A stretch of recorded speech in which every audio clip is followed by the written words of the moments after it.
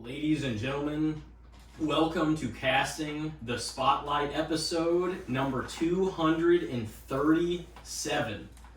And our special guests on tonight are, after 198 episodes, Devin Andrews, and making her debut on the podcast is Crystal Andrews. Thank you guys for coming. Finally. Yeah, you've I got screwed over, is what I think you mean to say. For a good while about this. I've been in the family for almost 20 years now. This is your 7th anniversary of this podcast. To be fair, though, there was a good 2 to 3 years where we did not really do very good with the podcast. Well, that was not the way I would have phrased it. but what I would have said was, yeah, we were not consistent. Well, and that's the thing. Me and Elijah are sometimes like enablesome to each other. So like it was ironic that when we lived together, that was when we shot the least amount of episodes. Yeah, that's insane. How did that happen? And then Devin was one of the last guests that we had before we moved. Because we're like, no, let's fucking go back. Like, we gotta hit it hard. We gotta produce some episodes. No, you did fine. It was, you were episode 39. But, yeah. Here we are tonight. I still think about those pictures that we, posed with the girls Well, in an apartment building. That was fun. Oh, yeah, no, that was great. They're dope pictures. It started because I was just like, so, not to go down that rabbit hole, like politically or anything. Just like, but what happened was, Devin was like, oh, let's get some in front of the horror poster. Let's get some over here, whatever. And I was just being sarcastic because I already know. But I was like, oh, so you don't want to get one in front of the American flag? And it felt like a challenge to you. You're like, no, I'll get one in front of the flag. We can do this up. We can get pictures in front of the flag. It's out. Oh, man. One thing turned to another, and, yeah. It was a fun time, though. But, hey, tonight, we can make it even better. It's the Crystal show tonight. Yeah, she was not too happy with it. She's got a monologue. Last time. No, really. Because, even you had a stranger that you barely knew on that comes to find out that he's, sort of related to me-ish through friends. And he's on, how many times did he say he was on? I don't know. He said he was on 5 times. You've had him on 5 times. Well, listen. The thing is... He's not even that interesting. I was like, okay. The thing is, though, the only reason he's been on that number of times is because he's into wrestling. Oh. And we do wrestling casts. He's been on. Randall's a great guy. I like Yeah. having him on. But, That's Did you debatable. hear that? There's- That's the only reason. Yeah. there's specific episodes that we base things around. And it's like, yeah, if you're into one of the hobbies we're into, horror season, we have people that are into horror movies on. Or for the big wrestling shows, we'll have wrestling people on. So that's why I think Randall you need stepped to up. broaden your horizons because having him on 5 times is not helping your... I'm trying to think because he was on 2 solos. He was on, I think, only 2 wrestling pods. So where else would he have been on if he was on 5 times? He was... No, he was on with Rob. Yeah, That's what it was. I was going to say, That's he what it had- was. Yeah, Damn. you tried to justify this before by saying he was on with other people, so it wasn't his solo thing. But still. You're like, I made a mental note of all this shit, and Yes. I'm ready to air it You out. came prepared. I did. You both did, apparently. Well, because you guys started it up, and I was like, oh, for it. Yeah, I'm supportive, but when am I going to be on? And you're like, oh, yeah, 7 years. Now it just looks bad because it's this long after. Exactly. We would have been willing to have you guys. Hey, this is, first of all, let me point out this too. And I'm talking about all 4 of us. That's that specifically.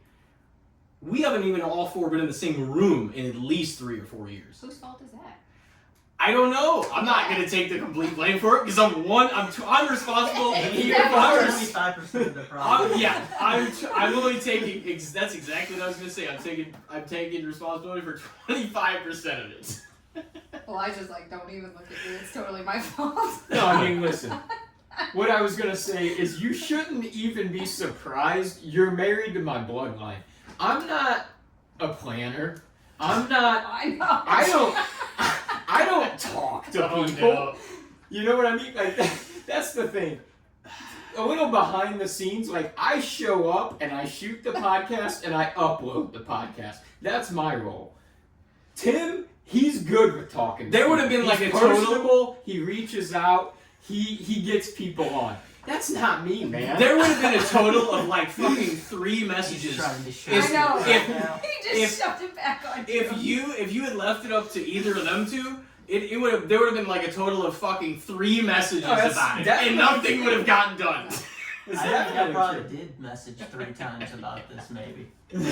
Well, you liked my comments because you were just like, "Oh, this works." I mean, I guess you were waiting for like a date from us, like I said. But I also just like, I mean, you know, if you guys have any questions or if you want any dialogue over this, we can get to it, you know.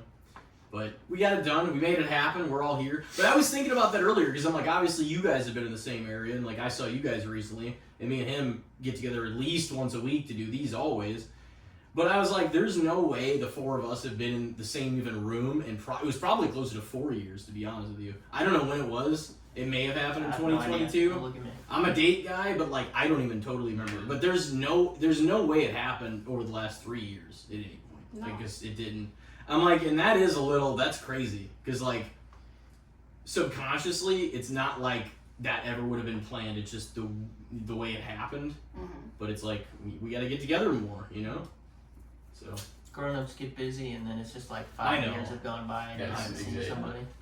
but that's still crazy. That's a long time for that to have Yeah. happened. You know what I mean? Mm-hmm. So I'm glad we're doing it though. What do you think, Crystal? It's about time. It's about damn time. It is about damn time. I know it is kind of wild. I was thinking about that today. Like, with you coming on, I'm like, man, just how much of a majority of my life you've been around. 2/3 of my life you've been I around, know. you know? You were like so little. It's just kind of wild to think about. I'm like, yeah, like, I was a child when you entered the family, you know? I mean, we were children, really, Yeah. when we Yeah. started. So, We were 16 and 17 when we started dating. she was 17, I was 16. Thank you for that. You were the youngin'. Yeah. She was getting her some And- young blood. She's still older than me. Still. I would have thought that would have changed all these years later. Yeah, no, it does. It does. I mean, honestly, I feel and act and look. Yeah, you're older, so- mentally older, probably, but you know, that's just how it goes. I think that's part of our bloodline, man. Like, What, acting older than you are? just feeling that, just Yeah. like being, like, kind of being a Curmudgeon. little curmudgeon hermits, like, because I already Thanks, feel Mom it. and Dad. Because, like, he can attest to it. Like, you give me shit for it sometimes. Like, no, man, we're fucking only 30. You gotta get out. You gotta do shit. Blah, blah, blah. I'm like, yeah, but the thing is, I don't want to. Yo, yeah, you do. It's not like occasionally, but, like, I don't, like, I like to go out and see movies and do things and stuff like that. But, like, yeah, the thought of, like, hitting up a club or a bar does not always sound appealing to me anymore. It's like, man, I can drink for so much cheaper at home and watch whatever the fuck I want on TV. You know? And Yeah. hear yourself think. Socialization is good for the soul, though. You know what I mean? Getting out there, doing stuff. I mean, now, like, I don't know how social, like, they are, but it's like you. Well, they have I don't know, I kids, feel so like that's you're- their excuse, you know? They But don't also have that an We excuse. opens- have a good That excuse. also Yeah, that kids. also opens more doors in certain ways because there's other parents out there. But I don't know if you guys, you're like, no, we're not gonna interact with them. Well, I mean, It's hard when you have kids. Yeah. So. everybody parents different too, so I feel like sometimes you would just run into overbearing parents or people that you just like, these people are weirdos, and now we're like stuck around them. Well, and too, like, friendships change, and as kids grow, and, like, they pick on each other weird, and then they get Mhm. their feelings hurt, and it's just hard to keep up with parents who have kids, and, like, your kids get along the whole time, because it's Yeah, not really consistent. yeah. We had our kids early too, and so like our friends, by the time they started having kids, our kids were like already over 10 years old. So it's like a different chapter. Yeah, you guys were the early ones in your friend group Mm-hmm. Yes. to start. Like most of our friends just started within a couple years. Yeah, because I think about that too. I'm like, man, like It has its ups and downs. my age that you guys were when you were my age, like, yeah, they were both around already. Yeah, we had when we were Both of 22. them, we already had a house by the time we were your age. Wild. Yeah. To You think have about. more energy for them, but you're also just not mature really enough to be a parent when you're. Oh that yeah, my young. mindset is completely different even when I was 22. Yeah. You know what I mean?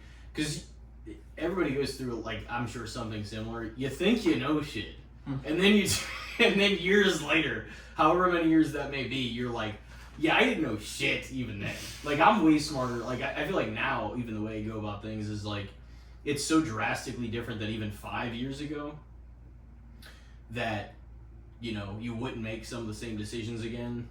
You're like, but that's what you always think. You're like, I wouldn't trade this life for that one if it meant I had my 22-year-old brain. But if you could put this brain in that person, then you'd be all right. You'd be the ultimate. Yeah, You'd have for more energy sure. and a better Nah, brain. you need to be young and Yeah, fuck things up, and yeah. Yeah, Well, that's how that's you part of learn, the too. learning experience. yeah. That's the.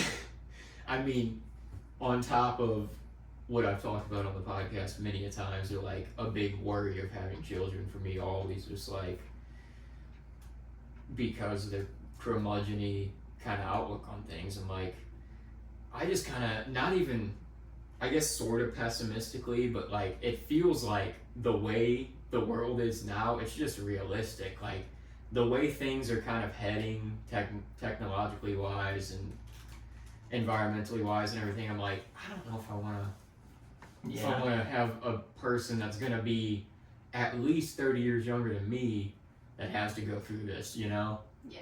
But then also the fear of, and you guys are kind of reaching that point now of where they get to an age where you do kind of have to worry about them being the young, dumb, wild Mm-hmm. kid, you Yeah. know? Because every kid is. I mean, we just try and be honest with them, and we're like, we know that you're a kid. We know that you're gonna make mistakes, and that's what being a kid is. Mm-hmm. Is you have to live through that, and you're gonna make these mistakes. We expect it from you, but we're gonna love you through it, and we're gonna get through it together. Yeah. Well, the nice thing about it too is whenever you're like an actual like little kid, you can still even mess up bad, and there's no long-term hard consequence for it. You can afford to still mess up whenever you're 12 or 13 or 10. You know what I mean? Yeah. And Yeah, like, because what are you gonna do? No, Like, exactly. Spill orange juice Yeah. on the carpet or yeah, something. but it's like, but whenever you're 18, it's like way different. Or even, you know, a couple of years before that, if you get, you know, if something happens, you get tried as an adult. It's like, but it's, you really have a huge like luxury as a kid to be able to really mess things up or like cause chaos in places and not be severely punished for it. You know what I mean? I'm not saying that's like a reason to do it, but it's also like, it also, like, you don't have long-term consequences yet. You know what I mean? There's nothing really that detrimental in terms of, you know, you're not paying for anything. For a You're not. little kid, Yeah, exactly. You don't want the kids to know that, though. No, I mean, you can't. I wouldn't You say that. can You go can do anything do you whatever the want. hell you want. It'd be you know? alright, yeah. You can't say that, but like, you know. I know, I just always thought, like, I'm like, man, it'd be hard to walk that balance beam as a parent of being like, you not being the too strict parent that's like, your kid goes all the way behind your back and like just kind of is not Yeah, like, strict does- parents make sneaky does kids. not like you, you know what I mean? Like, that's not the relationship you want, but also you don't necessarily want to be the one that's so leaned back and it's like, oh, you Yeah. can get away with whatever you want, so. Then you end up with a girl like that show we just watched, The Crash or whatever. Yeah, I've seen a lot of stuff about that on social media and stuff. That was the one that, like, she, like, had set up her boyfriend and his friend or something. right? Yeah, so just like drove into a building. And killed him. Yeah, killed them both. She survived. and then try to play it off like it was like a total accident. She said it was like a medical episode. Yeah, she said she had POTS. And like her parents like didn't discipline her ever. Yeah. Sounds about right. And yeah, that's what I mean. You wouldn't realize what harsh consequences you could face if So it's tough because it's like you also hear time and time again about the story of the kid that grows up and the dad or the mom was like way too hard and the kid just has nothing to do with them then. And then the parents getting old and they're like, well, I want to be in my grandkid's life. And they're like, dude, fuck off. It's like... Here's an honest question for both of you, and you can answer separately. But like, since I've never asked this on the podcast, like, what do you feel like is the most rewarding part of being a parent? Do you want to go first? You go first. I just like hanging out with my kids. They're just fun and funny. It's like there's almost, I'm a parent, but also they're my friends too. Yeah, because they're a piece of you. They're just fun to hang out with them. Yeah. They grew up around your guys' personalities too, so they're like kind of both of you, Yeah, I can see that. But I think the kids, in general, just bring a sense of like innocence and joy. That's why, I also watch children on as a side thing, and like I love them. I love having them around me. They just bring me joy, they bring me happiness, and like that innocence and stuff, like just what they don't know and how quickly they learn and change is just like mind-blowing of how quickly things can change for them, and you can just be like such a positive light in those little moments with them and get to share it with them, and like it's magical almost. And to have your own kids that you raised from birth, it changes you too. We've changed so much from, since when we had Kaylin, we knew nothing. I remember thinking when we were in the hospital after we delivered her, I was like, they're gonna let us go home with this baby by ourselves? Like, we took a couple parenting classes, but like, this is us now. Like, they just like kind of kick you out the door and you're just like, what do we do now, Yeah. And for the first like months, you're just lost and you're just trying to pick it up and you're doing the best you can. And but yeah, Calvin was a lot easier in the regard that we'd already second kids. Experienced a lot with Kaylin and kind of knew what to expect and stuff like that. But each kid brought their own challenges and different things, and it makes you change and grow with them, which is good because you shouldn't be stuck ever.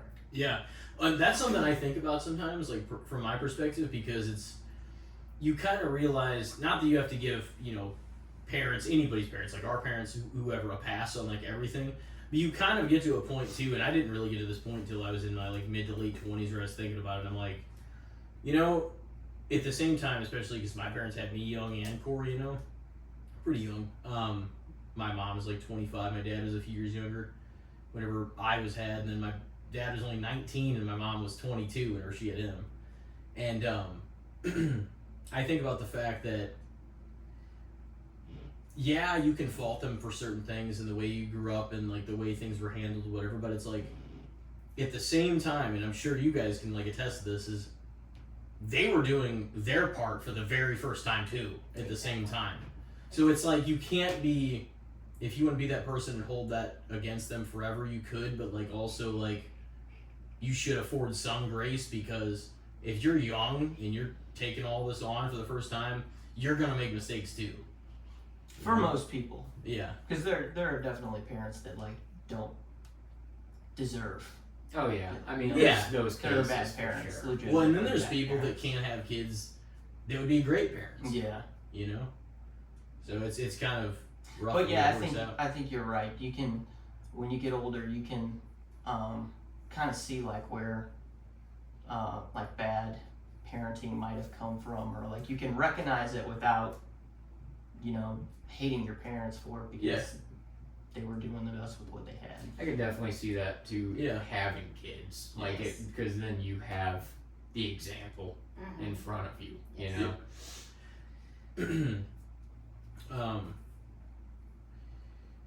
There's another part of that I was gonna bring up, but I kind of forgot it. But it's just like, that. Whenever that occurred to me, it was kind of like, I mean, we're all still, as crazy as it sounds, and it's the obvious. We're all like living this life for the first time. You got to really think about that statement for a second. Like, we're all still living this life for the first time.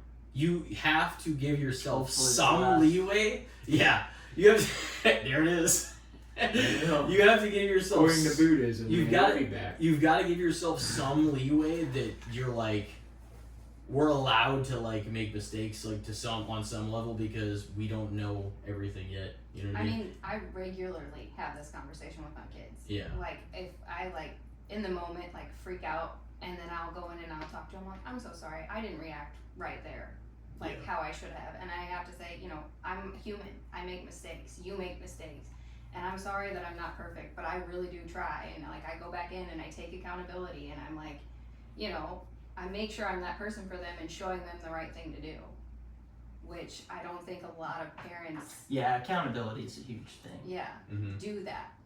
Yeah. But I do push that with my kids because I want to take that accountability and I want them to know that, you know, mistakes are going to happen no matter if you have kids or not. Like, what you choose to do in your life, like, it's not written down for you. It's all decisions that you make and choices. And every person's story. Exactly. Yeah.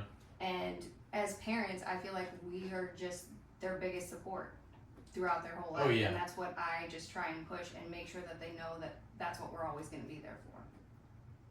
Yeah. No, that's good.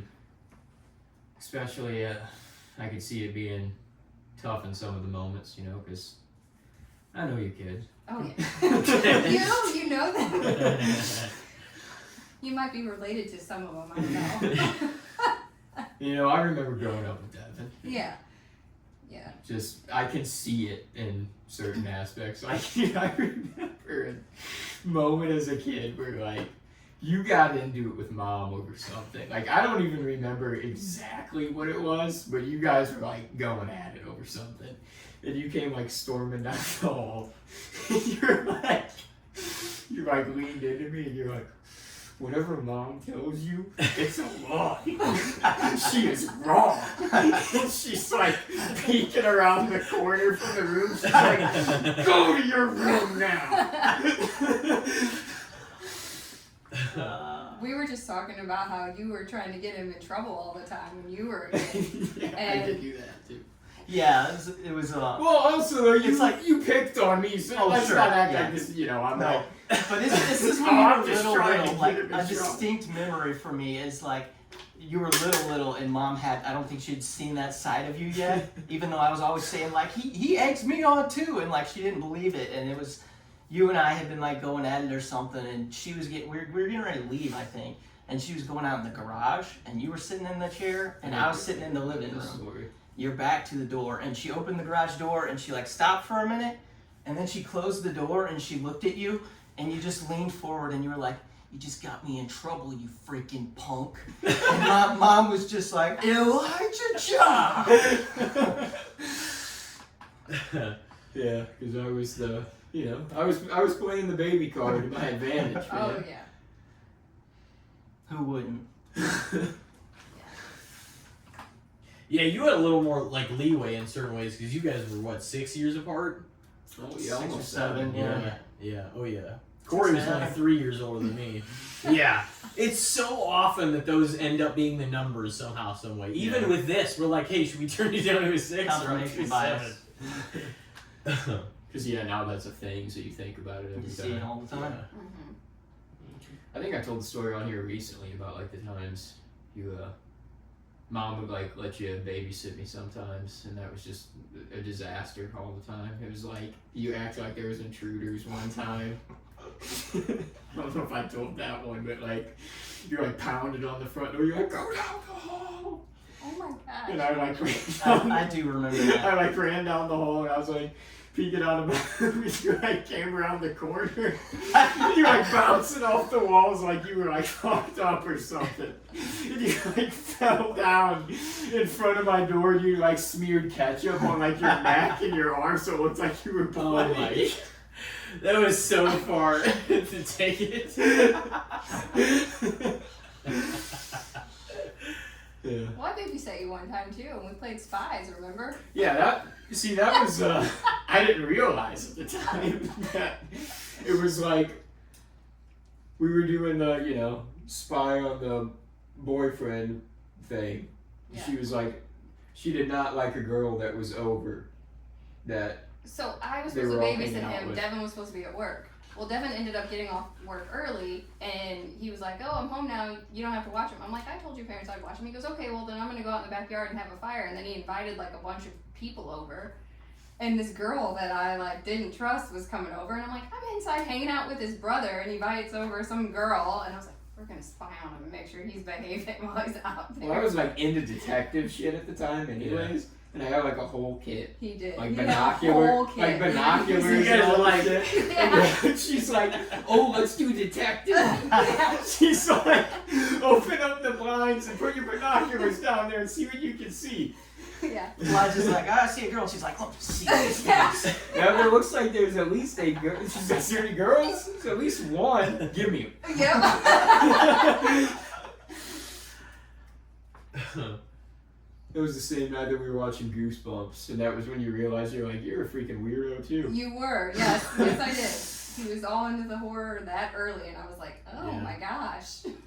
She's like, this is too scary for me. I was. A dude like eating a tarantula. What are you watching, I dude? was not into it at all. I was like, he is a little freak. How old was he then? He was like 7 or 8, right? No, you were older than that. Probably like 9 or 10 Yeah. around that era. Dude, I remember getting you with one of the jump scares one time. Yeah, I was probably like, I remember that. He was little. And I was like, That was a memory that literally carved such PTSD into me that I couldn't go to bed soundly for like 7 years. Mom, should I face sorry, the wall or Elijah. the door? That's what I remember about that. I called him in. I'm like, That was Elijah, such a core you gotta memory see for me. this. He was little. I'm like, here, come here. I sat him on my lap and I played one of those jump scare videos, where it's like a car driving. Or No, something, dude, it was and you, like, the focus Backstreet. It was like you're like, this is a new like Backstreet Boys song or something. You might like it. So it was like these lyrics on the screen, and I'm like listening. And I'm like, it ain't too bad. And then And then like the fucking Exorcist face pops up and it's like, ah! And dude, he like froze. He hopped out of my I lap. think I've and he's never like, been more he's like, scared my whole life. Jeff! about anything. And he was just like shaking, and then he just fucking ran down the hall to mom and dad.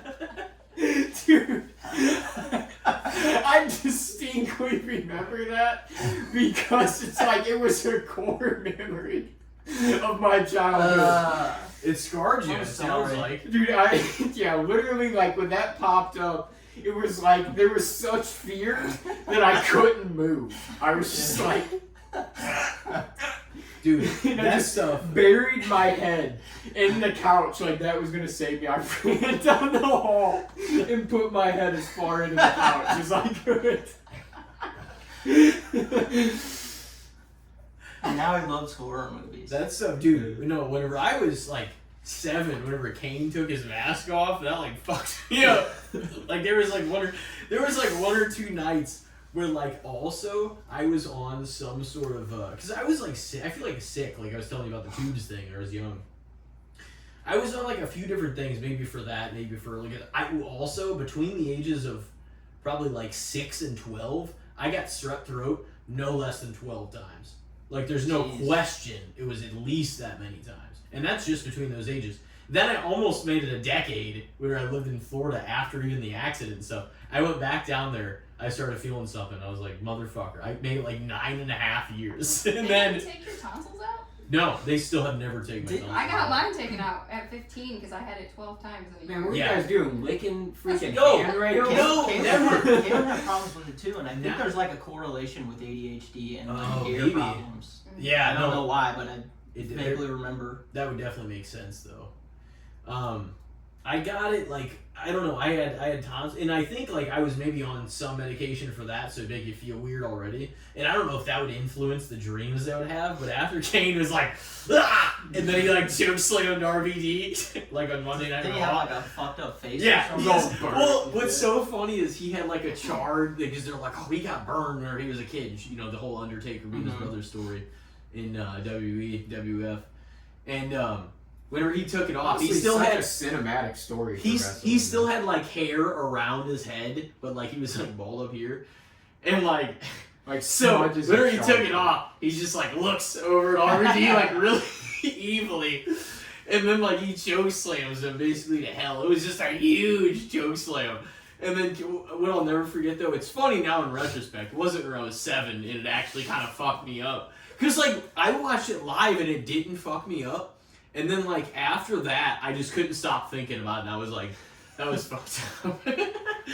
And so he gives RVD the joke slam. The thing that always makes me laugh now is that the hair in the back, because it was kind of still like curly and like he had some. He like does the whole like root, like the raising the hands thing, and you know Kane does the and like the fire, like the post all light up in flames. And he does that, but his hair flaps as he does it.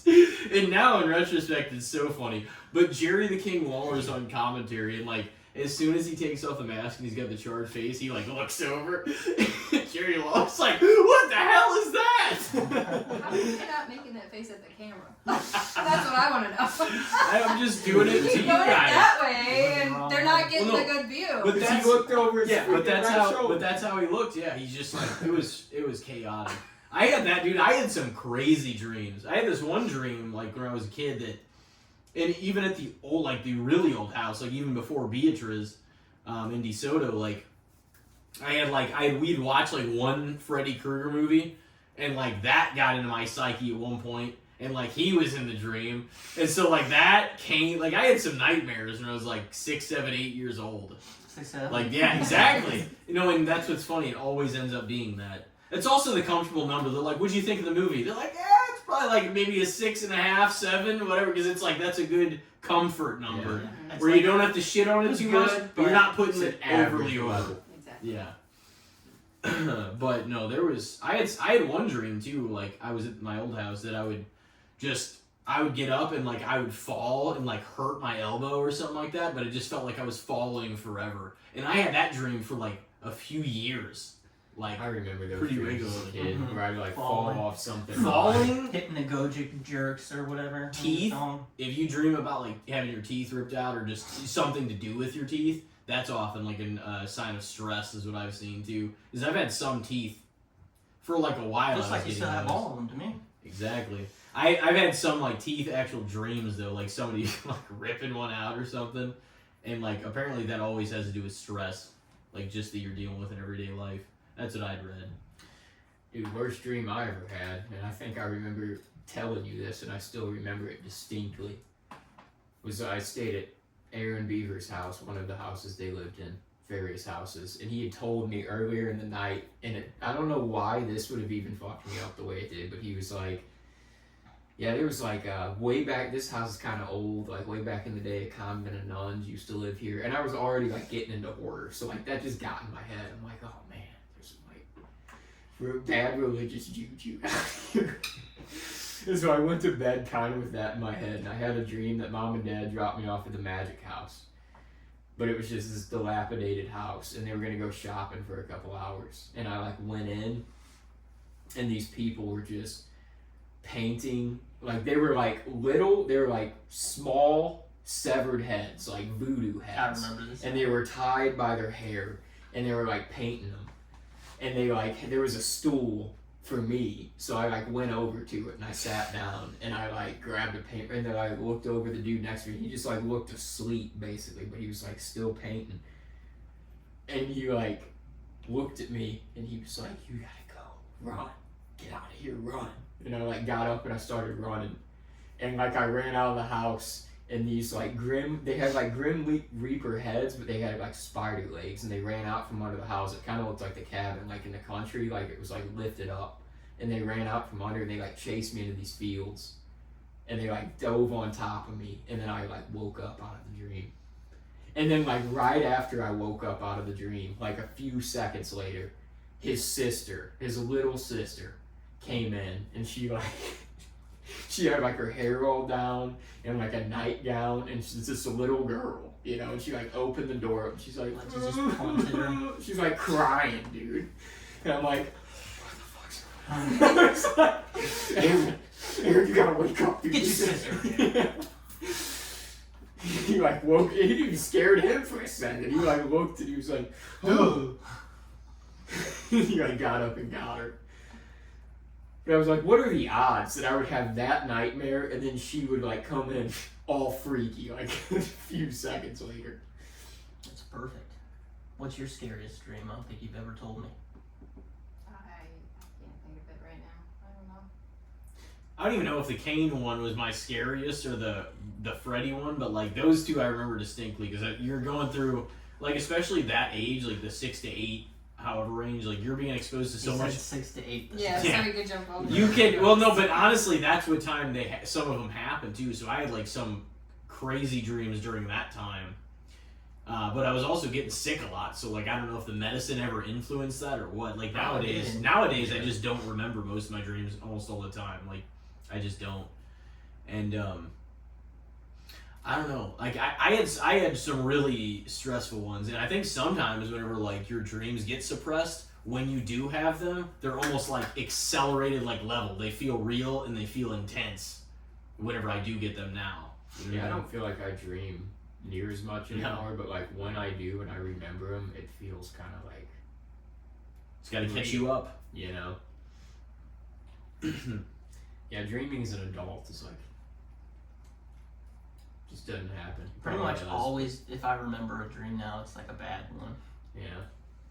I don't think I have good dreams anymore. Mm-hmm. Or if I do, I just forget on the media. Yeah, that's the thing. Who remembers like the good dreams though? You know, I don't remember. I remember you being really into dreams for a Lucid minute when dreaming, you were yeah. when you were like a teenager. You were like trying to figure out how to be aware in your dreams and like be able I to did a fly. few times, but like I never. There are people that can do it like every time they dream. I never got there. Have you ever done lucid dreaming? No, Or, not like, really. You're aware you're dreaming and like you can like take control of your dream almost. No. It's cool, I mean, man. it would be cool to Like, influence it though. You can fly around and shit. Yeah. But like, yeah, you do things to like remind yourself to constantly ask yourself throughout the day if you're dreaming. So like one thing I would do is like you would write L on a hand and R on the other, and then you constantly check that, and then in your dream, like if you check it and it wasn't there, you know you're dreaming. Or you can look at clocks a lot of times because clocks are always fucked up in dreams. Mm-hmm. Yeah, it would be nice to be able to influence your dreams though. I probably wouldn't be able to find a clock in my dream. That's the thing. That My seems dreams like that don't always make happens sense. too. So Or like you just can't do the most simple task in a dream. yeah, so Like I you're feel like trying to my make dreams coffee and like never- everything is just going wrong. Like you're spilling it, and then like the coffee machine starts smoking, and it's just like way harder than it should be. You know My what I'm dreams saying? just don't make sense. Like I Yeah, literally. I don't. Everything goes wrong in Devin's dreams. Yeah. I think they don't make sense too with a lot. No, they don't. There's been a lot of them that I've had that have made no sense. Like, cause that's, I mean, they're interesting, but the people that are like, I had a dream, it's just like they had a dream that like freaked them out or something, or they take it to, it's like, okay, but it was just a dream. Like, it's gonna be fine. You know what I mean? I can see it though. Like if there was one that did feel really real to you, like the next had day, it kind of messes with Gets you a into little your bit. head. Yeah. But it, like, at the end of the day, it's a combination of what you experience throughout the day and like emotions you're going through mixed with whatever your imagination creates while you're asleep. And yeah, And it's like not what you're real, Thinking you about know? it probably as you. Yeah, I hate when people are like, recall. well, what does it mean? It's like, it might not mean shit. Your mind just fucking came up It with means you're this. fucking stressed out. Yeah, whenever That's you what were it means. asleep. So I don't put that much stock into them. I mean, I do think they're interesting though, and it's fun like when you can remember certain things. I'm glad I've never had a sleep paralysis. Yeah, me neither. That just seems like it'd be awful. Where there's like a demon standing There's on like your chest or something. something in the corner of the room or something, and you just can't move. You're like awake in your room, but you're actually asleep. Hypnagogic hallucination. I Hypnic, I think Twitch is the one where you're falling. I think I said it wrong. I probably am saying it wrong about both of them. It is kind of interesting though, dreams. I've always kind of thought that it's like your brain's still working for you while you're sleeping. It's like the one thing that's still trying to do stuff for you, brain in your heart, and your lungs, Take a break, dude. and all the other stuff, I guess. All your other organs. Yeah. It's just your brain and everything else. Oh man. Dude, I saw a hilarious video a while back that was like, you have sleep paralysis, but your demon is just Joe Pesci. And it was like just this little shadow in the corner, and he's like, I know that you're in there, that you're all alone. And like he just like kept doing it, and then at the end of the video he's like, and like right at the kid. He's like, well, that'd be kind of funny though. If your sleep paralysis demon was like something kind of funny. It might not be as scary anymore. Although Joe Pesci's gotten terrifying, I'm not gonna lie. I heard he bit Macaulay Culkin's hand like too hard at that one part where he's Ooh. Joe Pesci. Yeah. Makes sense. It's Joe Pesci, man. He had a curse jar on set, and he filled that thing up, man. I think I like Home Alone 2 better than 1. Really? Yeah. I mean, They're both that's not really- really they're both really that's good. not really an unpopular opinion. A lot of people think that. Yeah. As long as it's not the third one. Dude, the third one had Is that cool your favorite? traps. The It's cool- not my favorite. No, we I just don't talked like about it. this. He just doesn't like it at all. I still think the third No, one the is There's a third couple one had things some there. really cool traps and shit like Exactly. that. Like it had some like the whole like swimming pool thing. I Well, kind and of remember plus, that. That it was was like sick. 4 people against 1 boy Yeah. versus 2. You know, it's I don't know, man. The 1 and 2 are just so classic. I like at the end where he's in something when the bird's there and he's like, shh. the And igloo. the- Yeah, 'cause he outside. said he's like, I Bird didn't gets a even know. cracker, and he's like, double or nothing. And the guy's just like, I only have 1. And the bird just like strikes the match. It's like, you fuck, dude. He Because didn't complains he about say, the third one, but didn't he he loves say it. that he's like, I didn't even know there was a 4th one. He's I like, didn't know that. same Yeah. feelings about you and Lizzo. See, he Oh, says he man. doesn't like it, but actually loves it. Does he? Do you love Lizzo?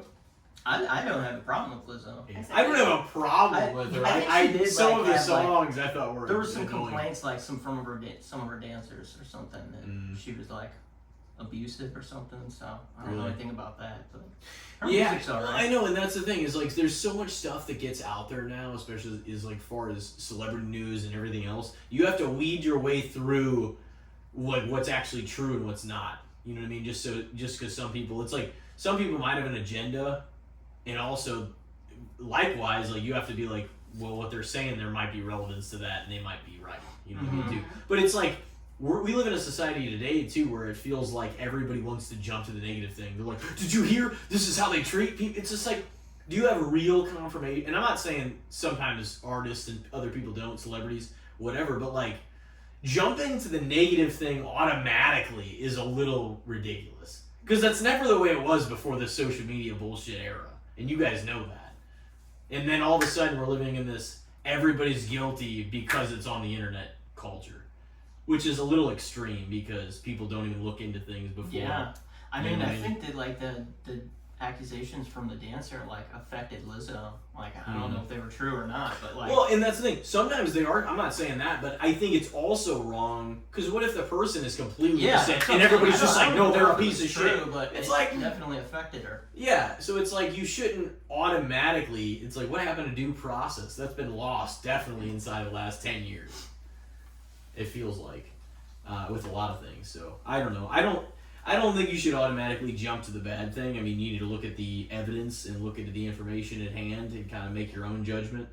But people fall into herd mentality now here, where as soon as like nowadays, Boo. yeah. Well, they're like they'll just go with whatever the hot newest opinion is, and like turn on something or said thing, whatever it might be. Yeah, sorry, that was a reference for Randall. Hell no. Yeah, I know you didn't even name him earlier. You just said, yeah, some guy that we Some kind guy, of. piece of crap that I know. Oh my god. She's brutal, man. He's taking a fucking beating this pod. Well, he called me old, so he has it coming. Did he say it on the pod? No, he said it to my face again. We are. Oh well, hey, hey. At least he said it to your face. He had the balls to say it. Yeah. It's- He did. If he had talked it on the podcast, I feel like it would have been even worse. Oh, But he yeah. never would have done that. But you also would have been like, So Randall. now you gotta call him a piece of crap to his face. Because I will do that. I see him in like 2 weeks. I actually did that day call him. You know he's gonna listen to this Yeah. podcast, dude. I was told I have to be nice though because they're getting married and they're gonna have kids eventually. And she's like, if you want to help babysit my kid, you gotta be nice to Randall. And I'm like, crap. See, I now, wanted to hang out with his kid, but not Randall. Like, now I remember how I told you guys I didn't remember the relation, and now I remember you used to babysit Margot. Yes, See, and I Devin used is to saying watch like you're Margot. probably not gonna remember this time either. I watched Margot. I Yep. watched her brother I and watched, sister. I helped with Margot a couple times. Yeah. But And then he watched with the I'm town gonna lady. give my credit for that. he's Yeah. like, look, man, I was chilling in the background. yeah, He meant he was I around. We get a piece of that. because I like kids too. So Yeah. Yeah, we've actually Yeah. like our relationship. It's kind of crazy, like how many kids we've I watched actually a lot of like kids. participated in their Yeah. upbringing, and it just Yeah. brings us joy, and it brought us closer together. But I remember when we were dating, he was like, "Can we just go on a date without any kids or my brother with us? Because if I didn't have like my nieces or like somebody else's Always kid, a I kid would have tagging Elijah." I And I was remember like, feeling bad Trying about to that get too. you. Because I wasn't trying to be the intruder of the third wheel. You know, it was like, but I was 10. yeah, You know, it's like if I got invited to go hang out, yeah, I'll go hang out. You know, you know, exactly. Drive yourself home. But I enjoy Devin's like, having man, her. I'm trying to make out in this movie Exactly. theater, and this son of a bitch is just gotta be here. I wanted you there sometimes. Yeah, Just man, we were 17 and we were babysitting a lot. we did. Yeah. And dude, I mean, my When you're nieces were with 17. us a lot. I mean, they lived with us at the time, or you know, with me, and so like I had them with me constantly. And then there was other kids I was watching that.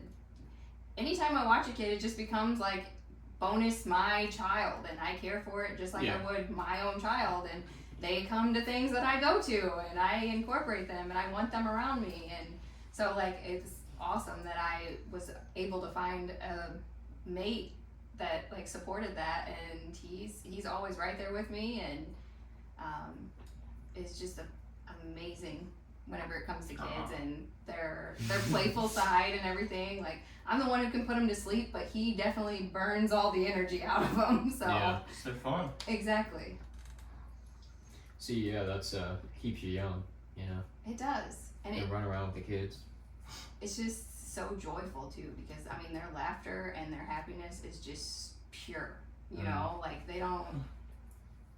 And it's so much. I feel like it's a little kid. It's like it's easy to get them going, like Oh, to get yes. them laughing. You know what I mean? Like if you can really get them on something, and you're like, oh, they think this is funny. You can just keep doing it, and they'll keep laughing. Then they won't let you stop though. Yeah, That's the or- hard part. So like Devin, he's usually working when I watch kids now, and like one of the things he did with the kid I watch is he was like jumping up at like 10 feet in the air, like pulling his knees up to his chest and everything, and this kid was just dying laughing.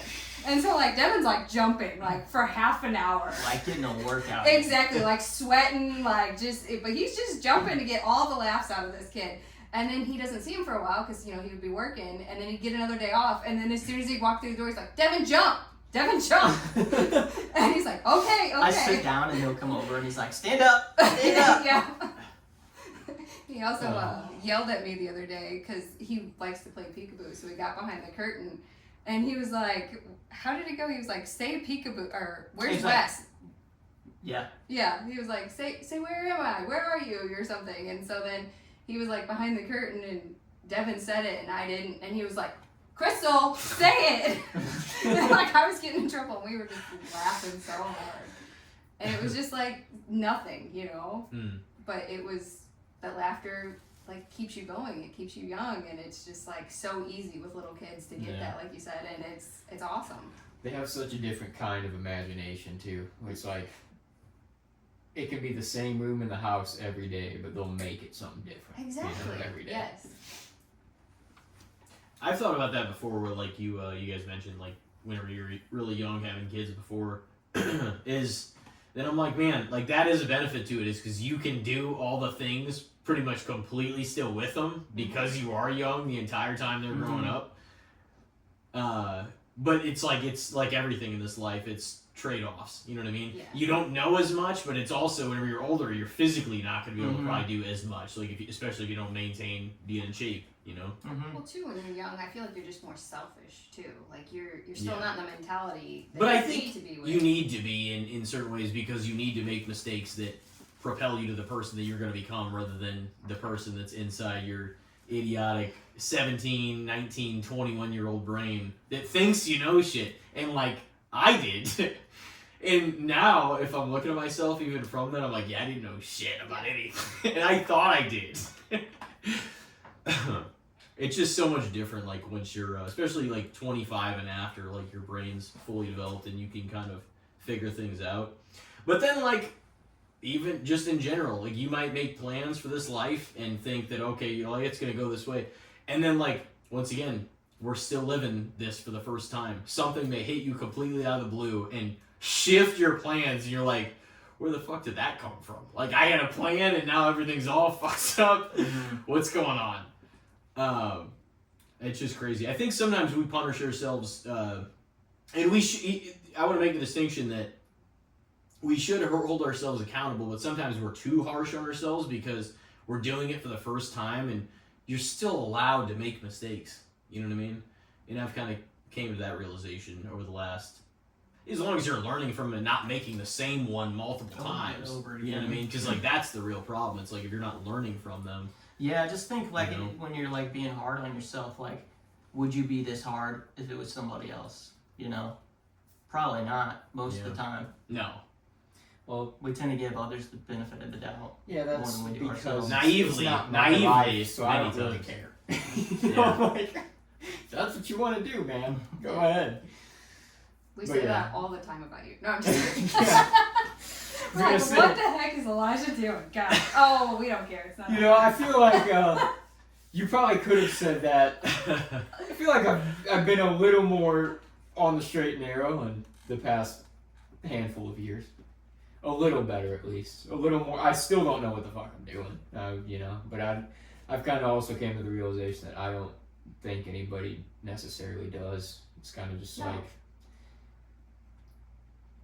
Well, you think you do, and then a monkey wrench gets thrown into your plans, and then you gotta adapt, and that's the way it constantly because you're like I'm gonna follow what I'm doing, and then like something, you know, work wise or otherwise or whatever hits you, and like you've got to just completely shift what you thought you know what I'm saying, like we've all been there from That time is to time life. either, you know That it is is, it. and that's what's crazy is, but we get into these rhythms where we think that it's like no, it's just gonna be this way and it's gonna go this way. We're making a plan for it.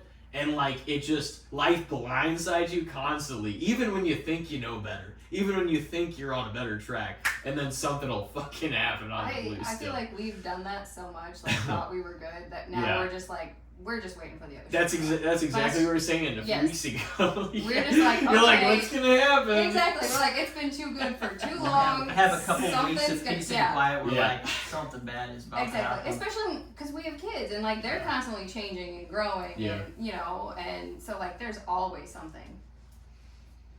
That's crazy. And see, that would be something that'd be hard to live with too, is like them getting older and you're like used to loving and being around them at a certain age and they're changing and you're like, man, I kind of wish it was still this era. You know what I mean? Oh like yeah, when it you was, definitely do. I feel like I just imagine that would be, you know, because I'm obviously not speaking from that experience, but like I definitely think that is a real thing too. It is. Where you're like, man, it'd be nice if it was this, and then you're like, time's going by so fast, and you feel like you're somewhat missing eras where you're like, man, they're changing, and I feel like I'm just not, you know, I've thought about all those things before.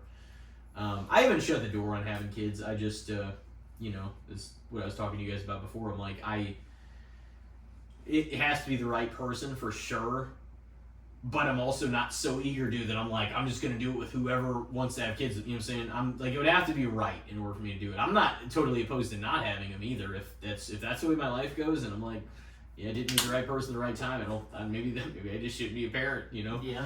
I don't know, but And we'll sometimes see. it doesn't. I mean, timing. It just happened to Yeah. us. Like, I mean, obviously things happened. That's Yeah. why they were here. But like, Yeah.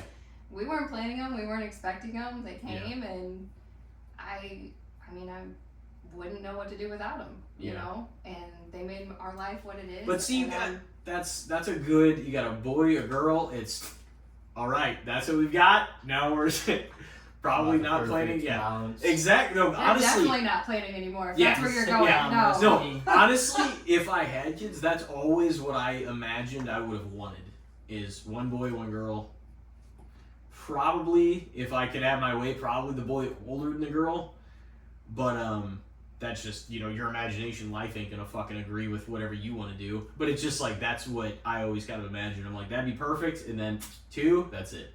Yeah. And probably semi-close range so they can actually grow up and be buddies, have each other's back. And fight a lot. Because Yeah, it doesn't matter. but That's see, there's a humbleness, and we all know this because you got, siblings and stuff. There's a humbleness to having siblings that people that are single children do not have. And I've seen some spoiled, I'm not saying every one of them, but there are some spoiled, rotten, shitty attitude kids that are one and only child that take that into the world and they are not ready for it. Well, I mean, Because they didn't get their fucking lights knocked Yes. out when they were a kid. Yeah, exactly. Well, I mean, we have 2 kids, and I feel like their selfishness comes up at different times with different things. Yeah. And I mean, I think they can become just as spoiled, even though we have 2 of them. I mean, they have 2 sets of grandparents who will buy them literally anything. They're like, I want this, and next thing we know, it's showing up at the door. That's how it usually works with the grandparents, though. They're like, Oh, well, yeah. we don't have to keep you all the time, so we're going to Exactly. do whatever we want to with I you feel for like now. their grandparents, though, both sets Yes. spoil the Yeah. hell out of them. Well, they want to be the best grandparents, and it's like a competition. I feel like a little bit, and like they really do. Like my kids have not wanted for anything in their entire life ever. Like had to even work for anything because they can just be like, Mama, I want that, and next thing you know, I got a birthday coming up. I Yeah. want to plan this big ass party, and I want all these gifts. They and got it all happens. yes, They got such a great job though, because it's just like you just get to come in and be like the hero. It's just like, oh, my grandparents the best because they don't even You have get to to come watch in them all and the just time. Fuck it all up for the parents. Yeah. It's more like yeah. And they're like, they gave me this, and this. I remember for so long just being like, Kaylin just hates me because I am nothing like her grandmothers because I always have to tell her no you're and the they don't. discipliner. And yeah. she just was like so Yeah. against me, and I was like, you guys help me out a little bit here. Like, I feel like that's kind of the trend though. That's like just what happens because the grandparents, it's all leisure time for them. They don't have to come down hard on anybody that they don't want to. Well, they had to raise you, so this is Yeah. their payback for it. Yeah. They're like, now I'll give it back. You'll have to deal with your kid. yeah, I really liked Dad's comment the other day. He's like, yeah, we don't tell them they have to eat anything healthy while they're here. He's like, we tell them there's ice cream in there and they can have as many as they want. That's what he's told me that. He's like, I mean, that's the thing. Like, he's like, I'm not gonna tell them they should eat it. He's like, but Kaylin, she ate down a cone and she went back in there and she got an ice cream sandwich and. I mean, we buy them for them, so I'm not gonna tell her she can't. Which I mean, I get both perspectives in a way, I guess. But yeah, being the parent, it would be like, oh my god. Yeah, it does get a little bit sometimes, but I also get their side of it. Yeah. Know? And I want them to have that because I didn't have that with my grandparents. Yeah. So it's nice for them. I mean, that's part of the reason we wanted to raise them close to family. And when Elijah would come around, he was fun Uncle Elijah, would have sleepovers, and I just have pictures and pictures When of he'd them. come around. Yeah, it has been a minute. I should say he hates us a little bit more now. No. He doesn't like that I'm when they're just- so grown. A busy man. Oh yeah, what are you doing every day, Elijah? You're so busy. Ooh.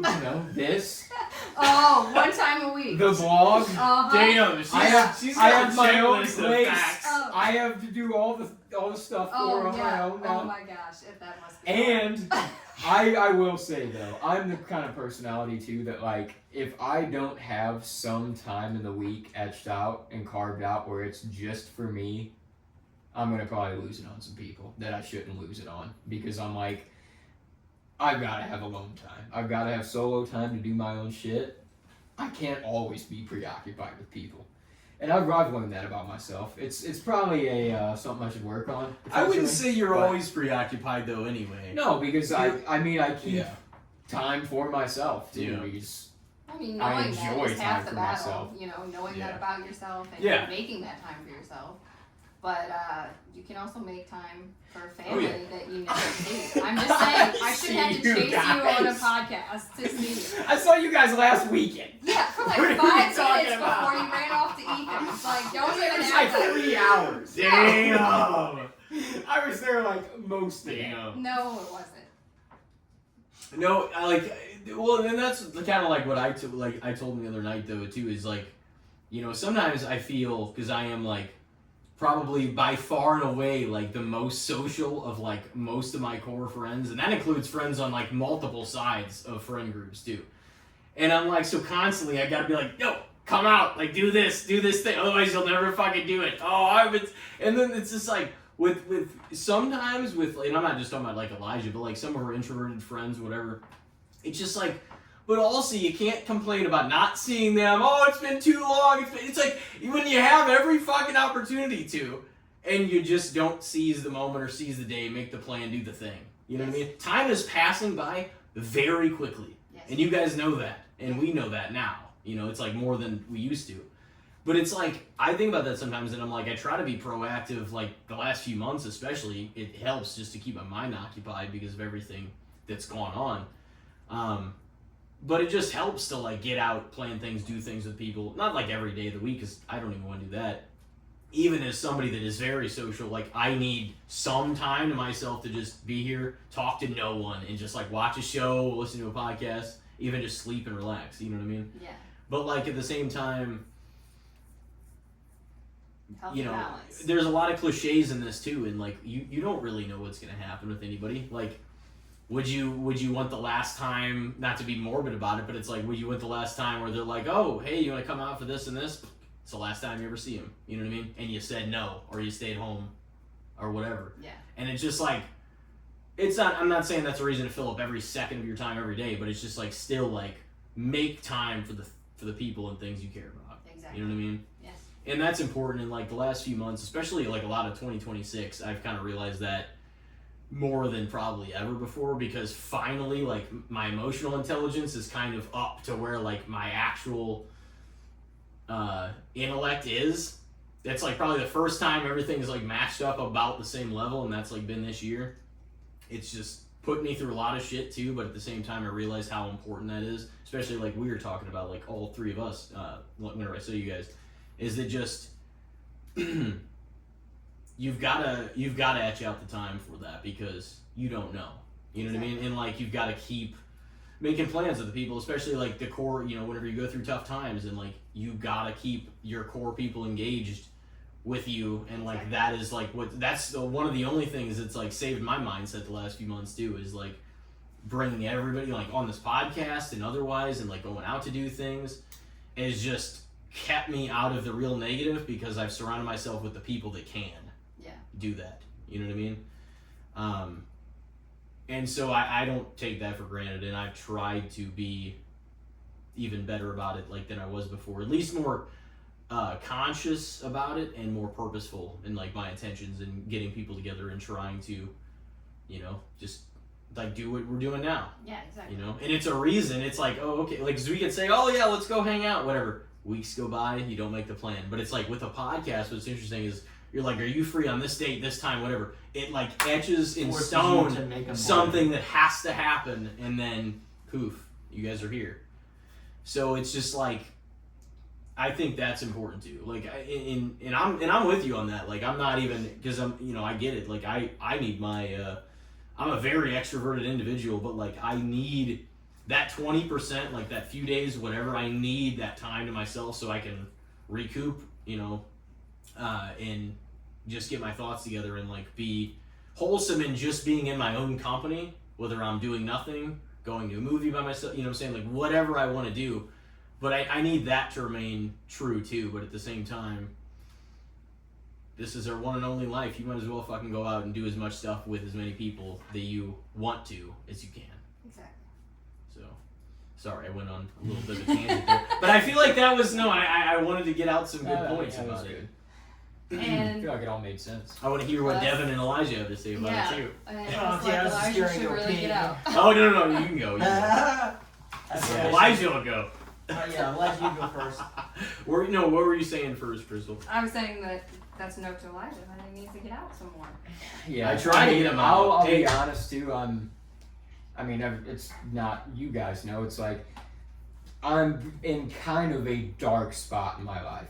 I see that. I know that. It's like, I just don't want We you to acknowledge miss that. out on your niece and nephew. yeah, Because Yeah, that too. I feel really sad. I know the bond that you had with them for the longest time. I know. And you were like their uncle. You were the shit. Like, you could do no wrong in their eyes ever. Like, you were the coolest uncle, and they loved it. And like, part of the reason I enjoyed having you around when we were dating was, you know, you were family, and I loved having you there, and you being a part of that, and all those memories were extra special. And it's just someone else we got to share. You know, like the time we went to the park and Devin got pulled over, and we were giving him so much That was crap an about early it. memory. Exactly. Like, we're taking Elijah to the park, and Devin was zooming into the entrance, and there was a cop sitting there, and he got pulled over. Devin was just like back talking the cop so bad. He was and we were like just- 16, 17 years old probably Yeah, at he's the like, time. what do you want? And he was like, why'd you pull me over? And he was just giving him so much crap, and we were just like, dude, like, be nice, he's a cop. Like, and me and Elijah, like, That was the time too, Devin was like, don't tell mom and dad about this. And I was like, okay. Well, they were And I- only 16, 17, right? And Somewhere I in never there. told mom and dad about it. And Oh, Crystal no. did. Now they know. Crystal No, did. I She told ratted Dad. on. I told Dad. I mean, it was years later. Yeah, Yeah, it was yeah. years later, and, That's when you gotta reveal the secrets way after. well, I mean, But I was like mafia with that shit. Yeah. I was like, Yeah. I'll take you to the grave. I was like, what Oh, were they yeah. gonna do at that point? We were probably already pregnant, new. Yeah, you guys are like, yeah, probably in your married. 20s. Like, I did share stuff, but like, I didn't have anything to hide from him, and Yeah. plus it wasn't my ticket, it was Devin. So Did he even get one? No. I feel like the cop let him go. which he is did let him go, insane. but yeah, I Damn. can't believe it. Because he was Devin, flying in a park. he was flying in a park, and he had so much attitude. Too. Like, I don't even know where that came from. Because he wasn't even like being polite; he was being a jerk, and we're like, I couldn't believe it. It's probably because you were there and I was there. Yeah. If Devin was alone, that's Ticket City. He had a young girl and a little boy with him. Yeah. He felt sorry for us for dealing with him, I think is what it was. Do you remember that? We were not talking What's about you. this? What? We were talking about how you went to the park and got pulled over that one time. Tucson Park. Oh yeah. Because you were flying in there. I actually was thinking about that memory today. Like, because yeah, that was like an early memory, I feel like. Exactly, All yeah. of us going out and doing That was stuff. one of the first times. But like I said, I want Keelan and Cal, like, because my brother doesn't live here. I want them to know you, you know, and I want you guys to still have that close bond. And I feel like anytime I ask them anything about you right now, they don't really know Mm-hmm. anything, you know? And that makes me kind of sad because they should I know, and I'm bad about that too. Like I definitely know that about myself. Like I don't have anyone really holding me accountable to go do things, to like, oh, go see family, go see friends, go. And I'm just like, you know, I fall into my funk, and I'm like, oh, So we need to set up like a day of the week that you just come over. it's like, yeah, maybe. Like I have like my. It's just so much easier for me, it feels like, in my mindset to be like, oh, I'm just gonna write on my laptop and watch a TV show and hang out with BoJack and go to bed. You know, like not have to leave the comfort of my environment. And it probably is just like a comfort space thing, but I don't feel like I used to be like that. Like I even thought about that recently. I'm like, man, just with how my mindset's been the past few months anyways, and that aspect where I feel like I'm becoming more and more introverted and socially inept. Like I have no desire to meet new people, to like go places, and even with people that I do love and love spending time with, sometimes it feels like a chore. And it's like,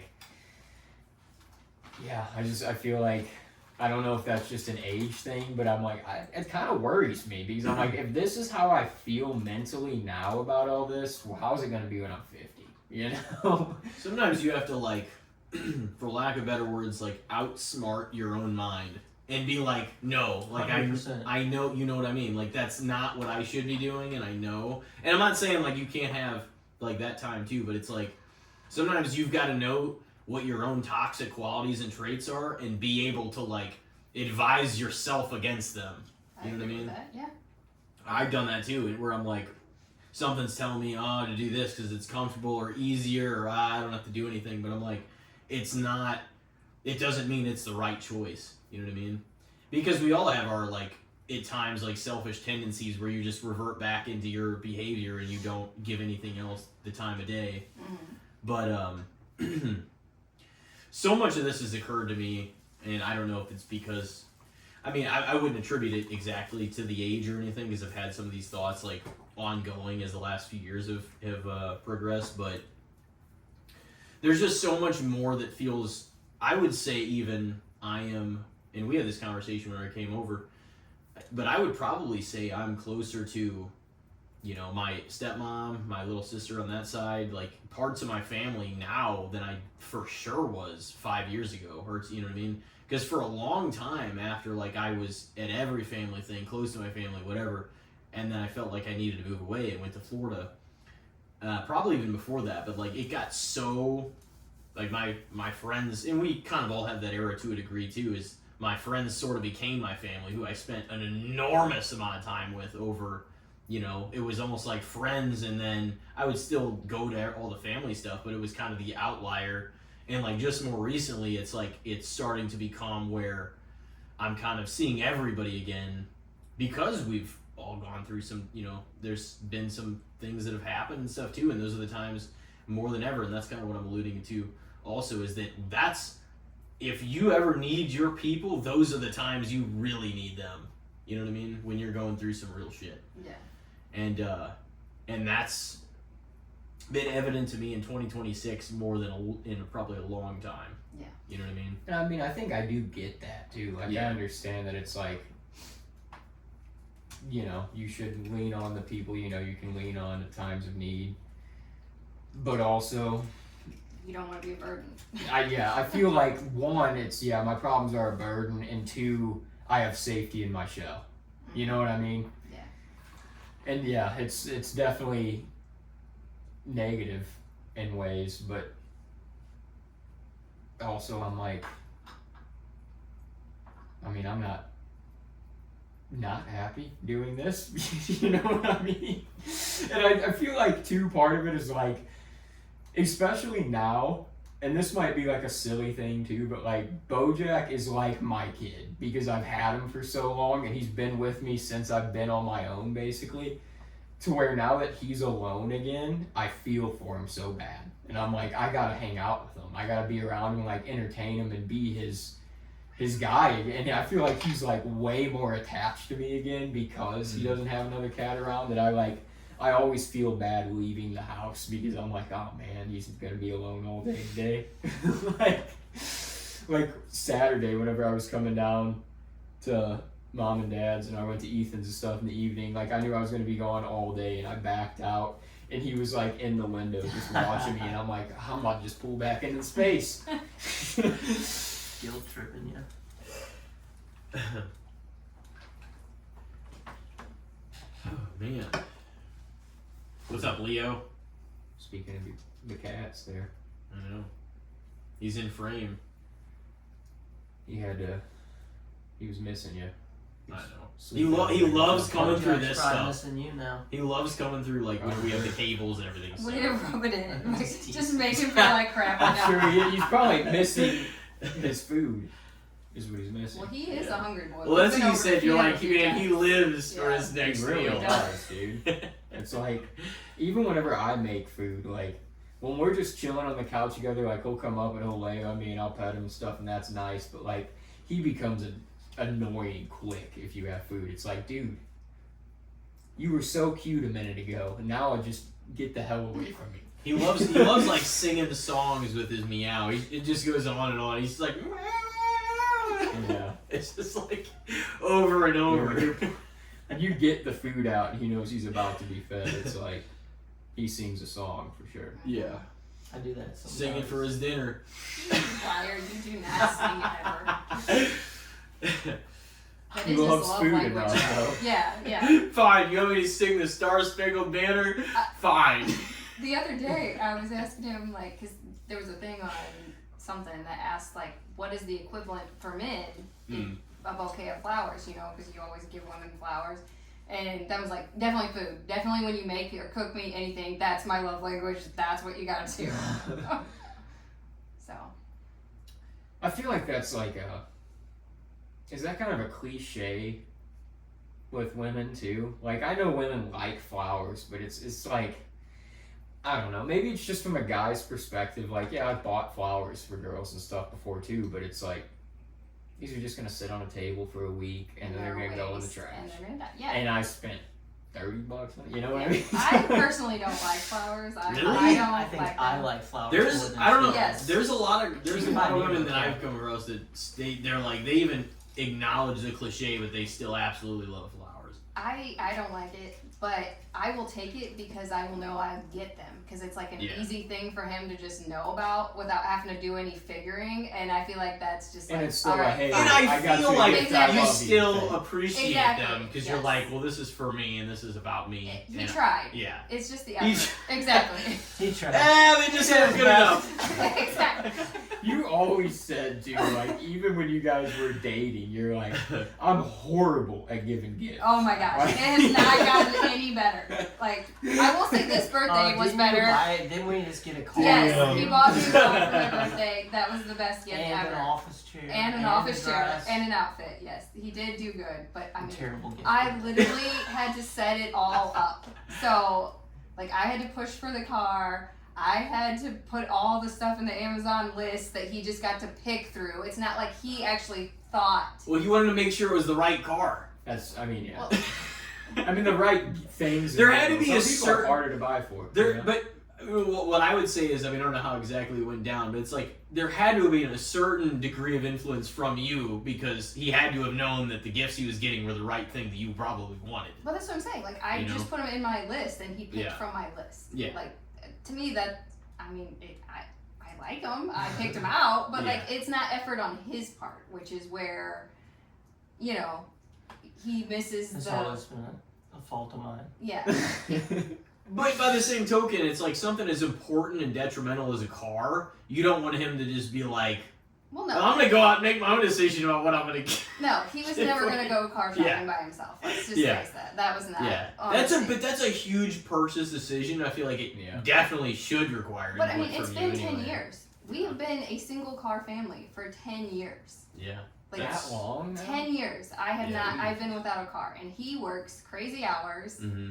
and like I am stuck at home all the time, and I'm with the kids, and it just like hit me a couple weeks ago that like you said, they're growing up, and like I just Yeah. feel like I'm missing so much with them because I'm either having to find a ride or find someone to come take them to something or this or that, and it felt shitty, and I'm tired of missing out. So like I was like, I need to get back out there. I need to put myself back out there, and I Yeah. need to make these memories with them before it's too late and I don't have the opportunity anymore. Yeah, those are all good points. Yeah, so like that's why we got the car. So Yeah.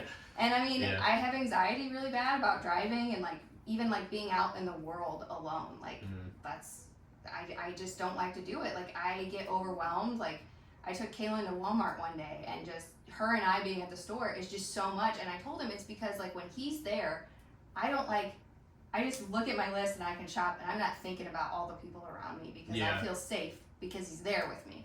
But when he's not there, it's like I am like constantly watching my back, watching what's going on, like who's looking at me, what is going on, like, and it's so overwhelming as a woman to be out there and just like Yeah. you're terrified, like everything could turn badly for you, and I also have my daughter to protect who was with me and trying to lead her in the right direction and show her you can't just be out here not looking at your surroundings. Yeah, I mean, especially yeah. when you're getting in and out of the car or you're because it's a scary world. And I mean, Don't you think some, and I completely understand what you're saying, but don't you think some of that is attributed to the fact that over the last however many years without a car, you haven't been exposed to that being world? at home. Because if you were, maybe you'd feel better now, even with or without like Devin by your side. But it's like because you're thrust out into that world again because you have your own vehicle, it's gonna feel new and different. And I don't fault you for that at all, because it's kind of like it goes from not thinking about it whenever you're with them to like being highly self-aware, and you have to look out and have like eyes in the back of your head Exactly. with certain things. No, it did mess me up not having the opportunity to get Yeah. out, but also like that's just how I became, and I got stuck in that, and so like I wouldn't leave the house unless somebody would come and get me or somebody was gonna be with me. Yeah. And it just got like super overwhelming. But like then we got the car, and I'm like, this is a new me. I'm getting out there. Like the first day, I already went back to the dealership. I drove myself. Crystal. Yeah, and I was like, I am not going to be stuck at home anymore. I'm going to be out there. We're going to be doing stuff, and I don't want to have missed opportunities anymore. Like, Yeah. It's your year. There exactly. you go. And I want to set a good example for Kaylin and Calvin. Like, that sometimes the world is going to get you down, but you can turn it around and you can get back out there.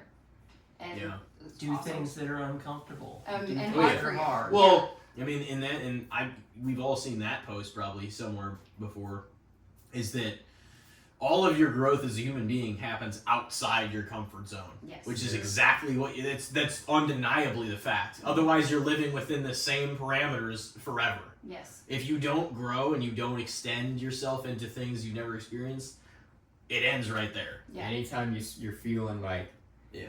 nervous before going to do something, Exactly. that's the thing. That is the growth. We do. A we core do this memory that's workouts going at to change home. your life. And then there's this part. It's the weight loss lady, Jillian Michaels.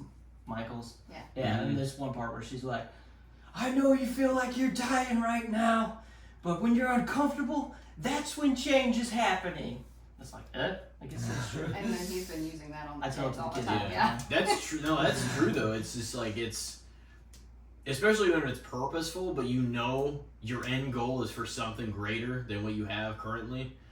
That is the growth. That's the difference. You know what I mean? Exactly. Going from one plane to the next. Yeah.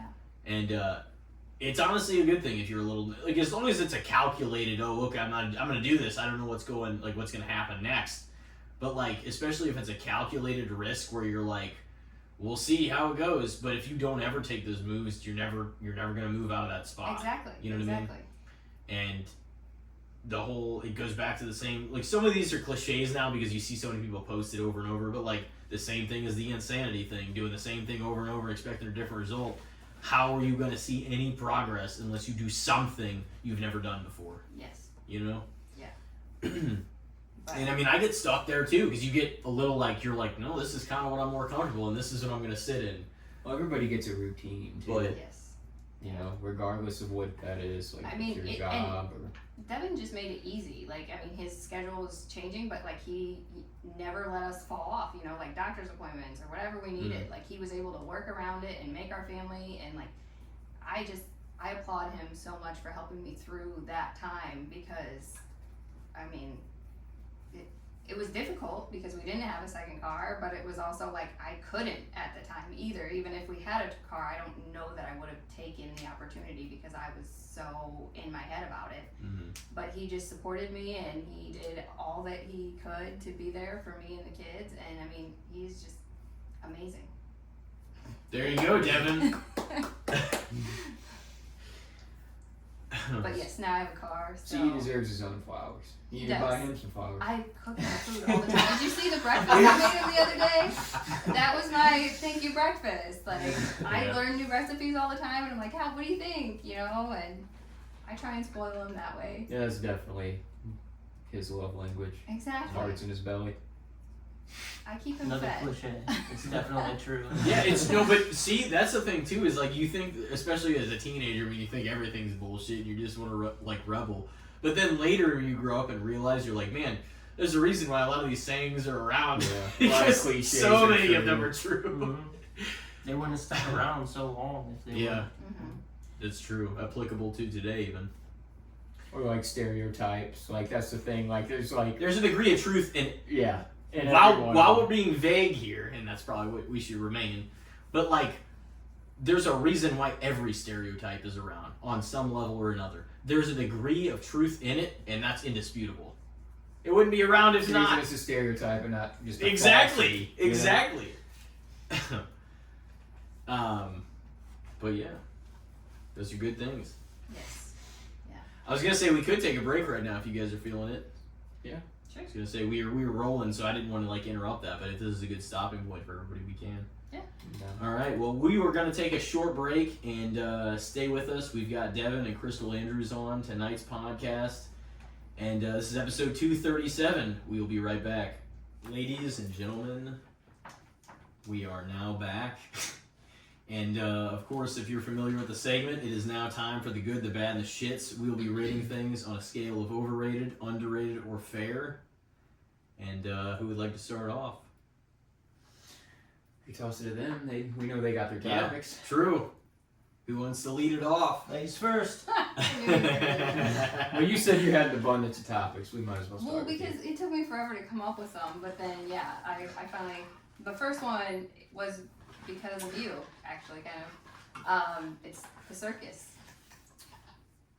Because we went to the circus with Kaylin once when she was little, Yeah. and it was a thing. So Honestly, I've kind of wanted to go back to the circus again in recent history because they bring like a dark circus around like every October. I think it's in like the Galleria a lot. It's like I don't remember what they even call it. It's not Cirque du Freak because that was a book series, but it's something like that. And I was like, I would check that out. I don't know. It feels like the circus is kind of a thing of the past in ways. Like it was like the big, oh, we take the kids to the circus thing, but like you see that in like movies that are set in like the 50s, you know? Because now people kind of like look down on it because they're like, oh, they're bad to the animals, and there's like a lot more of a stigma around it, which I did kind of feel when we were there. Like for the most part, I really enjoyed it. Like the human cannonball and stuff, like and the trapeze people, like a lot of it's really cool. But like, yeah, when they bring out like the lion tamer and he's like whipping around this lion to like get up on a chair, you're like, I mean that's, you know, it's not that entertaining, man. no, your heart is just like breaking there in the stands, and you're just like, you feel so helpless. Or like, I remember how sad the elephants looked. Like that's just what is like burned in my brain, and it was just depressing after that. It was like that movie Water for Elephants. Have you ever seen that? No. It was like a romance movie, but it was like a period piece, and it was basically about that. Like a guy who was a vet, and he like got onto this circus and treated the elephants, and like yeah, just how bad the ringmaster like treated the elephants, and he's like, oh well, to get him to listen, you gotta poke him in the side with this. It's like, I mean, yeah, until one day it tramples you. Yeah, elephants remember that shit too. Yeah. They do. Yeah, they do. They really do. They're like one of the They animals like- that really retain a lot for a long A time. reporter who like had a bad experience with elephants, and then he went back like 15 years later, and they started chucking rocks at him. Elephants? Yeah. Oh, okay. I was like, a reporter? 15 years? Yeah. Yeah, I have heard their memory is like incredibly Yeah. succinct, you know? I mean, I heard it too, but it was like in The Lion King or something, where it's like an elephant. No, That was well, yeah, I was gonna say they may have said that as like one of those cliche things in that, but I think that is actually that makes sense though. I mean, they're big; they got a big brain. I would think They they kinda have seem some like- sort of Humble creatures in a way too. Like, you know. I don't know if I'd say humble. But it kind of just they're Fuck you up. You think they're Yeah. self-aware creatures? yeah, they're just like massive, but they're not necessarily like I'm scared of these things. You know, they feel I think that's because you Sentient. don't live in the savannah. maybe. Dude, yeah, I don't we live watch in Naked and Africa. Afraid, and elephants are scary, man. Mm. They're like, because like, especially Yeah, if I mean, they're if I'm territorial. butt naked in the wild and I Yeah, see dude. one, I might be a little And if more one of scared. those things charges at you, you're fucked, man. You can't like hide behind a tree because they'll just run through it. Mhm. Yeah, they're big. They're getting us back, dude. It's reparations for all the circuses. Definitely. I mean, we deserve it if that's the case. It was depressing that day. Yeah, I don't. See, here's the thing. I don't entirely remember if I've ever actually been to the circus. Like, I know it was brought up a lot, and like, you know, our family, like, sometimes we talk about it, whatever. But like, I don't even know if I actually was there or if it was just it was so familiarized 25 years ago like that you just didn't think about it as much, and then everything obviously shifted as it does too.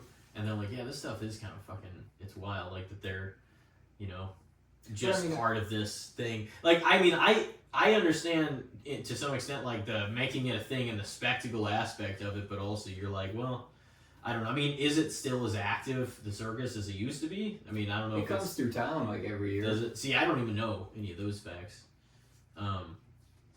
But I mean, what that's the the heck are thing. you good for? No, I mean, I don't haven't anything.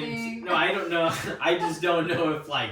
I just didn't know if they were operating that much anymore or like what, because I thought that after all the, pushback, I thought that maybe Like that Ringling had, Brothers is still around, right? I thought that had really had I a don't know. detriment on I I it. didn't thought the know one we this went whole to was thing like every year. Shriners or something. That might have been. Yeah, that's that how one, we yeah. went to it. I don't remember it going if we went. I was probably too young, but we may have. But there's a lot of performers in it that don't work with animals. Yeah. That they are actually like really talented and wild to see. Like I said, like the human cannonball was awesome because he just got shot out of a cannon across like the entire arena. That was pretty cool. Like the trapeze people are always really cool. But Plus, yeah, I feel like the general perception, a lot of the public does feel that way about the animals now. You know, the clowns, they're a good time. Come out and just fall down and squirt each other with hoses and stuff. like 20 of them get out of that tiny car. Climb those big ladders that like break apart. And the circus, I'm gonna say fair. I think because I don't like have a lot of hate towards it. I went like a couple times. I think we went when we were young, didn't we? Me, you, and Dad. Maybe. Because I think that was an era when you were like, I'm scared of clowns. I think that was like, Let's take him to And the Dad circus. was like, yeah, let's get him at the circus. Yeah, that's what I was just thinking. That sounds like Dad. That's funny. right. I would Here probably- comes the clown. Yeah. Yeah. Flagging them down. You got him back though. Remember that time at Six Flags? He never wanted to get called up at the shows. We need a guest to come up here and get in this box or whatever. And you're like, Devin, he's probably like 15. He's like, yeah, we want him.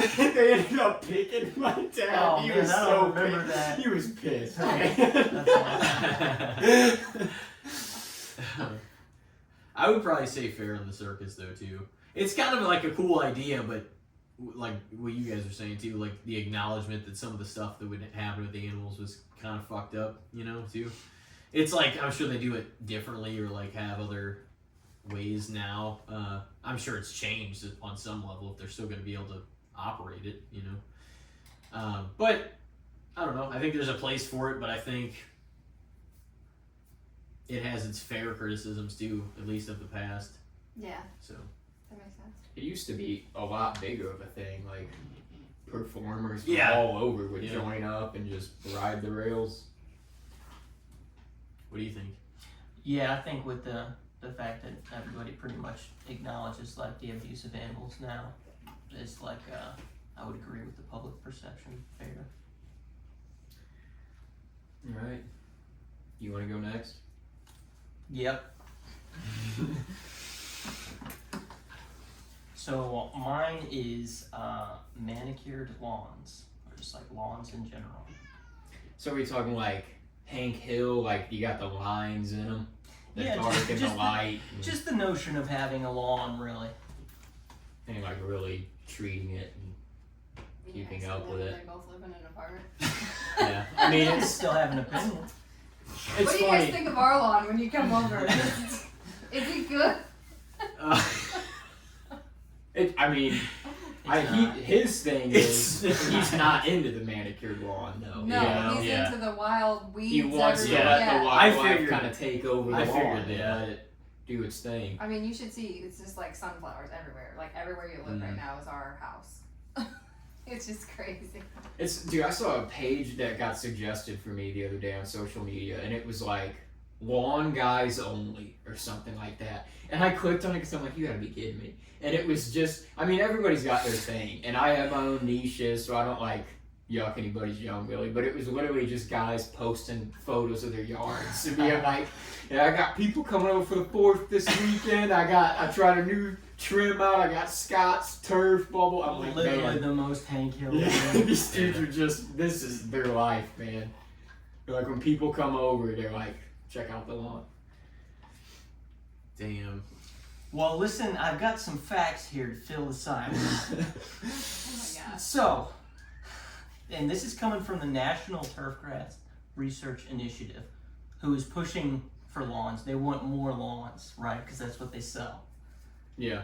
It is the single largest irrigated crop in the United States, covering an estimated 40 to 50 million acres of land. Well, yeah. So nationally, everywhere. 2% of the country's total land mass. More than food crops. And it doesn't feed anybody. It's just there. Well, I mean, it's because it's like everybody's piece of individual. Yeah, property, but that's the thing. You know? It's like if you're a proponent for personal property, it's like if they want to just do that with their land. I'm not saying you know what I mean. It's their Like, land to do exactly. what they want. Yeah. So like I feel like that's where that 2% comes in because a lot of people own land they're just But yeah, it keeping it definitely clear for feels their like own bullshit too. So the it's whole like the thing. It is the thing. You gotta Yeah. take care of your lawn and keep up with your lawn and. I'm surprised it's only 2%. it's interesting that it's like the norm like that, and like everybody wants to do it, and like the history of that, like it really took off with like the wealthy and aristocratic because it was a show of wealth basically to have like a big manicured lawn because you have to have a lot of staff that you employ. And because it's also a really frivolous use of your land to have this Look at this big gigantic patch of land I'm not doing that don't anything do with. anything. Exactly. and then it's just kind of come to become the norm. I feel like it was rooted in I have my own house, I got my own land, don't fuck with me. This is my, you know what I'm saying, like that kind of mentality because I can afford it and this is, you know, the society. My patch of land. Yeah, exactly. And so it kind of came from like a pride thing too, Yeah, like owning your definitely. own piece of land, having your own house. Took off with like the housing boom too. Yeah, exactly. No, exactly. And that's that like when timeline it really came into like the main after frame. like the World War II and the fucking baby boomer era, especially. Here's something that I didn't know that's crazy. Until recently, lawnmowers were excluded from EPA regulations, and so they account for a whopping 5% of the total air pollution in the United States. Lawnmowers? Lawnmowers. Gas-powered lawnmowers, obviously. So the average riding mower emits the same amount of pollution in 1 hour as 34 I'm cars. just gonna say this. That's crazy. This topic is shit. As 34 And I mean cars. that in a though? bad way. 1 hour. Manicured That is lawn. kind of wild. Because I was thinking, I'm like, well, I mean, cars are gonna Yeah. pollute the air real bad too, but What are cars responsible? lawnmower I He see didn't that. look that up. One He was lawnmower worried about the run gas. for 1 hour is 34 cars, so that's pretty crazy. I'm gonna say again, fair. I think on manicured lawns. Yeah, I was kind of leaning that way too, to be honest. Because it just goes back to the whole. It's if somebody we all Exactly. own a patch of land if that's what you want to do with it. There's no, yeah. I mean, you get an opinion over it for sure, but it's like it's very. That doesn't really bother me that much. If like that's some significance to even that percentage, but like if that's what a lot of because we have a lot of fucking people here too, and Yeah. some of them, especially like rich ones that own a shitload of land, they just want to use it for whatever they want it for. You know what I mean? But that's part of the whole part of the whole United States. Like you can own your own piece of land and do whatever the fuck you want with it. Well, that's true. So it's like that aspect of it, even living in an apartment, I can't deny. You know what I mean? So like deny as far I'm as not sticking saying up we for- should go rip up everybody's lawn. Oh yeah, no, I know. No, it's What a damn garden! there's. I mean, it's definitely like a debate's worth of, trying to like figure it out. But I think at the end of the day, I would probably say fair too because it's. I mean, probably at least fair because it's the right of all the people what they want to do with it. And whether we like it or not, like that's you can grow stuff there. Like I know you get grow some fruit and stuff. Like what else do you grow out there? Anything I can. Really? Like what Right have you now, grown what back what there? do you have planted? Blackberries. Blackberries. Potatoes. Yeah, you gave me some blackberries. Potatoes, Yeah, corn, beans. yeah. See, it's like you can Melons. grow. That's awesome that you have that many things. Well, I mean, and not even like just a garden, just like Mhm. forests and stuff too, or even just like wild native plants. Because, turf grass is not like a native plant is the other thing too. So like it doesn't give anything to the local ecosystem. Yeah. It gets put down in squares. Yep. So obviously it's overrated for me. I mean, I don't know. I guess I would say fair because, I mean, I like it. Like, I like the look of it when it's manicured, but then, I mean, like you guys said, I just like when people pick up their own shit and take care of, you know, their own land and, like, Yeah. you know, as long as it looks nice and it's not, like, complete trash, Yeah. that's fine with me. Well, and also the reason I said fair is because at the same time, I can acknowledge that, kind of like what Devin was saying about, like, you can use it for doing something, like with growth or with, you know, with certain, you know, you can grow fruits and vegetables and stuff in there, and that's at least doing something with it. But you should be allowed to do that too. That's why I'm like, I don't think it's, Exactly. I don't think either one should be like eliminated, or I think whatever you want to do with it, that's what you want to do, Mm-hmm. you know? I do think a manicured lawn, though, is like, yeah, It looks if good. that's your hobby and your passion, that's cool, but it's Yeah. a losing game because it's gonna look good for like a day, and then you're like, oh, it's already starting to grow up. It's a tremendous amount of work. Yeah, oh yeah. Water, Yeah. fertilizer.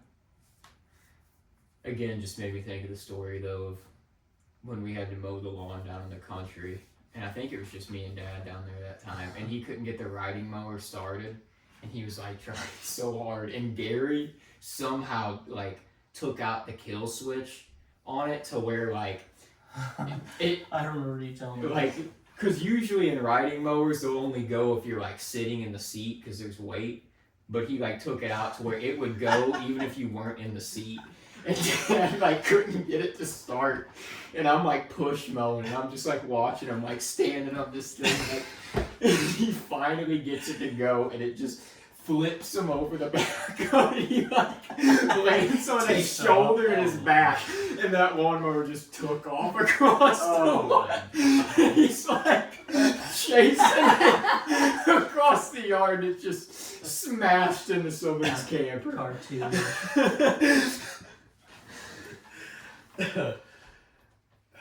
He's like, I stopped the mower and came over, and he's just like, you can tell he's flustered. He's like, damn Gary, I can't switch off this thing.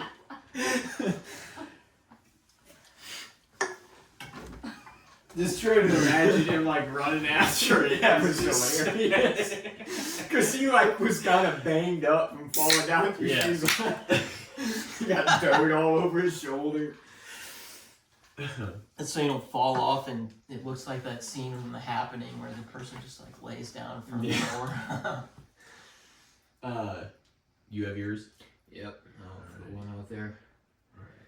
So we went to go see the new Jackass yesterday, and I've just been watching a lot of it recently. I feel like I watched 3 and 3.5 and 4.5 before even like going to see the new one.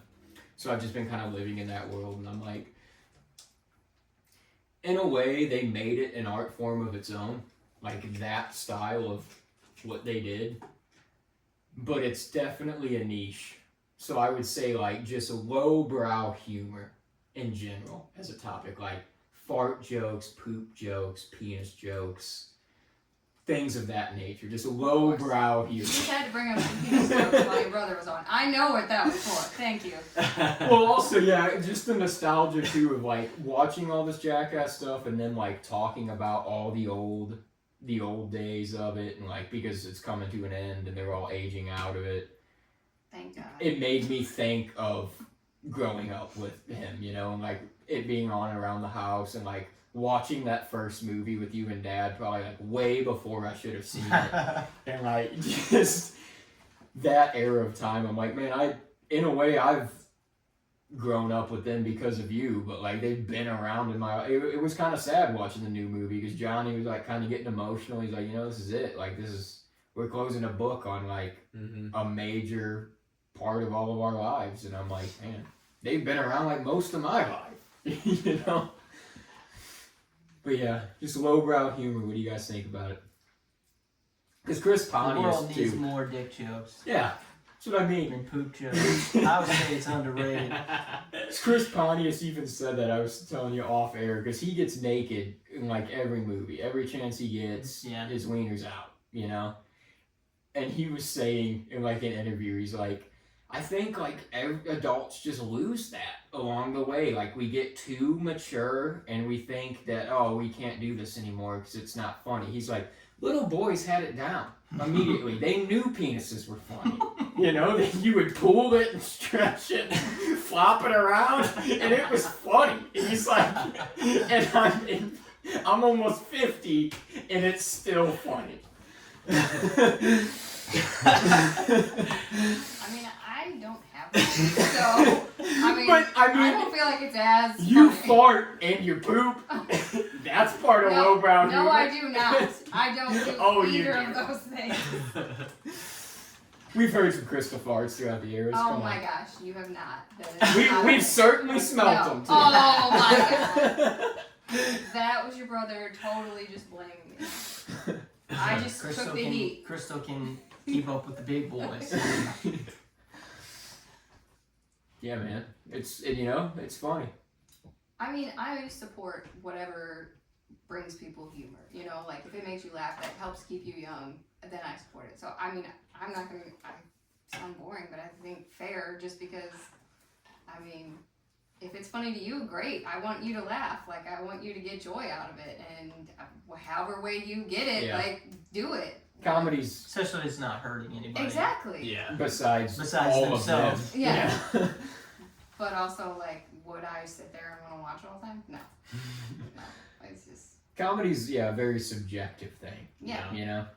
Not everybody's going to find the same stuff funny. And that's what's kind of interesting about comedy movies that take off. Is because it's like, this had to connect with a certain amount of people that they all found this funny.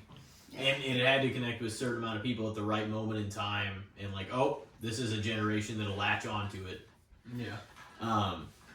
Which makes sense that Jackass spawned in the new metal rebel era. Yeah. Yeah, like the late 90s. It was a great fucking era. The late 90s and early 2000s stuff. So much stuff that came out, especially in that time, is still some of the best shit I've ever seen / heard. You know, movies that came out too. Yeah. But because comedy is subjective too, I think like that definitely has its place, but I almost think in this culture now we don't see as much people making dirty, raunchy jokes like that and about people and whatever because they're afraid to like toe the line. So I might actually say a little underrated because I think they should be able to just about say whatever they, as long as it's not threatening anybody, like we said, whatever, then it's like you show up to a comedy show to laugh. Like, whatever I'm saying in here is for this room and this room only. Like, don't pay a fucking ticket if you're planning to be offended by anything this comedian is about to say. Yeah. You know? Take yourself too seriously. Exactly, especially if you paid a ticket. Because it's like, yeah, you can leave, but like, you knew what this was going to be. I always laugh at the little clips you see on the internet of like people that spout out and say something in the middle of a stand-up set, and then when the comedian, and even if they're not heckling, if they're just drunk and being like, "Oh, talk about this," or whatever, and like the comedian targets them then and then starts like joking about them, then that person gets mad. It's like, well, why did you make yourself a target in the room, man? At a comedy show, But yeah, did you say what, underrated as well? Yeah, I said underrated. Alright, I think you're up. Alright. Hopefully mine lives up to par for you. It wasn't the most creative one up the front, but I figured this was worth... She's just gonna judge all of our topics. That's why I put it out there before she even could say anything. It's awful, I'm sure. I don't think it's awful. Oh fuck, somehow this didn't get on there.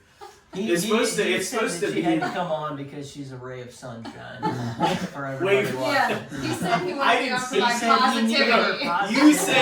You said, no, that's Your you said. You're like, awful. we I need don't to even do know this. what it is. Yeah, and you're like, oh yeah, no, we should do that. And I was like, well, right, because no, here's the thing. I knew that they weren't going to be that, so I was hoping. And you're like, who are you talking to? I was like, what do you mean? Like, well, how am I supposed to fucking do this? Like, I knew either way we had to pull strings to make this shit happen anyway and plan it out finally. Yeah, this was basically you and I. Yeah, a lot of it was, yeah. Yeah. No, it was 90% you and I got this to happen. But no, I thought that was where you were like at, so I was like, okay, well then you gotta get Devin to come on, and because he hasn't been on in years too, and we gotta all actually make this happen finally. Yeah. And I mean, either way, here we are, and we did it. So, big thanks to you guys. No. Hey, okay, we did our part. We no, I know, no, exactly. It doesn't matter You how live it here. happened. What do you mean you showed up? He lives here. I said So- we showed Oh, up. okay. Mine was gonna be all that. Yeah.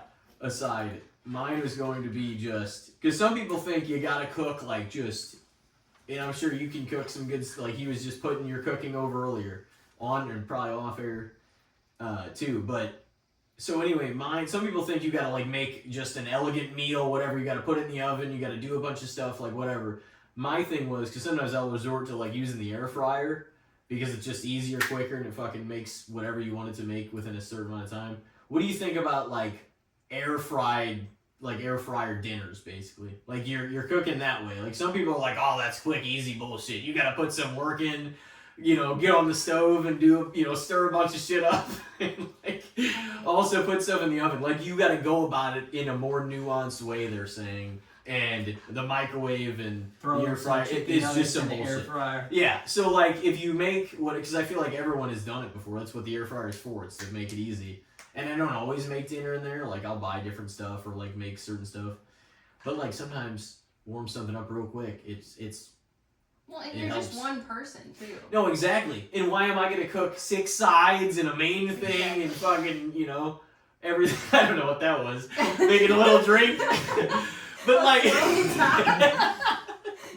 all his stuff But- has whipped topping on it. yeah, everything. But like, no, some people would shit on that and say, and I don't really care because I'm cooking for myself either way. But like, that sort of simple dinner, I don't think there's anything wrong with it either. Like, you don't have to go about it in an elegant fashion, especially if you don't have multiple people to make food for. So I don't know. What do you guys think of that though? That you say it's easy because I don't think of the air fryer as like it's easy. Mine's with easy to stove me. and stuff, but like it's Yeah. still kind of work. It It still is. takes longer than a microwave or a toaster. It does. And it's a bitch to clean. Yeah. I like it though because it's really convenient. Yeah. Mine might just be a little simpler because some people have ones that are big enough to put a pizza in and shit like that. Yeah. Mine's kind of smaller, but it's really convenient. I feel like I feel like you it's do gotta fair. clean it. Lots yeah. of people have air fryers, Mm. and most people use it for that kind of stuff. Simple dinners and shit. Yeah. Well, I think Devin just associates ours with our wings that Dad likes because that's basically what we use ours for. 90% is of the making time. trashed wings for Dad, and it's just like a whole long process because you gotta cook them, sauce them so Yeah. many times until they're like fried, and it literally will take us all day to do a whole bag for him. And Yeah, but I mean, even like chicken nuggets, like it tastes better in the air fryer, but it Yeah. takes longer and it's more work than just putting them in the microwave. The microwave, they're soggier than shit though. They're I don't soggy. want to do that over the air fryer. I would rather wait the 10 minutes than have Exactly. 2-minute soggy ass nuggets. yeah, Mm-hmm. I know? do too. Yeah, our son actually likes soggy nuggets. Like that's his thing, and I don't know how he does it. It's great.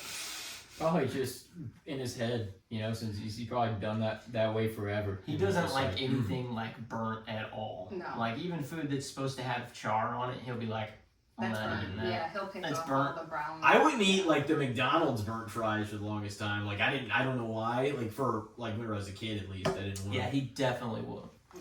But I mean, for the last 15 years, I've given a shit less. But yeah, I figured that was an interesting one because some people think that it's like what do you think these inventions are around for? To make it easier, simpler, and yeah, that process sounds complicated, but it can be easy of just warming something up, having it ready in 7, 10, 12 minutes, whatever it takes, because it's all different. You almost got to trial and error your own air fryer to figure out what the perfect amount of time and Yeah. what temperature to cook things around. Yeah.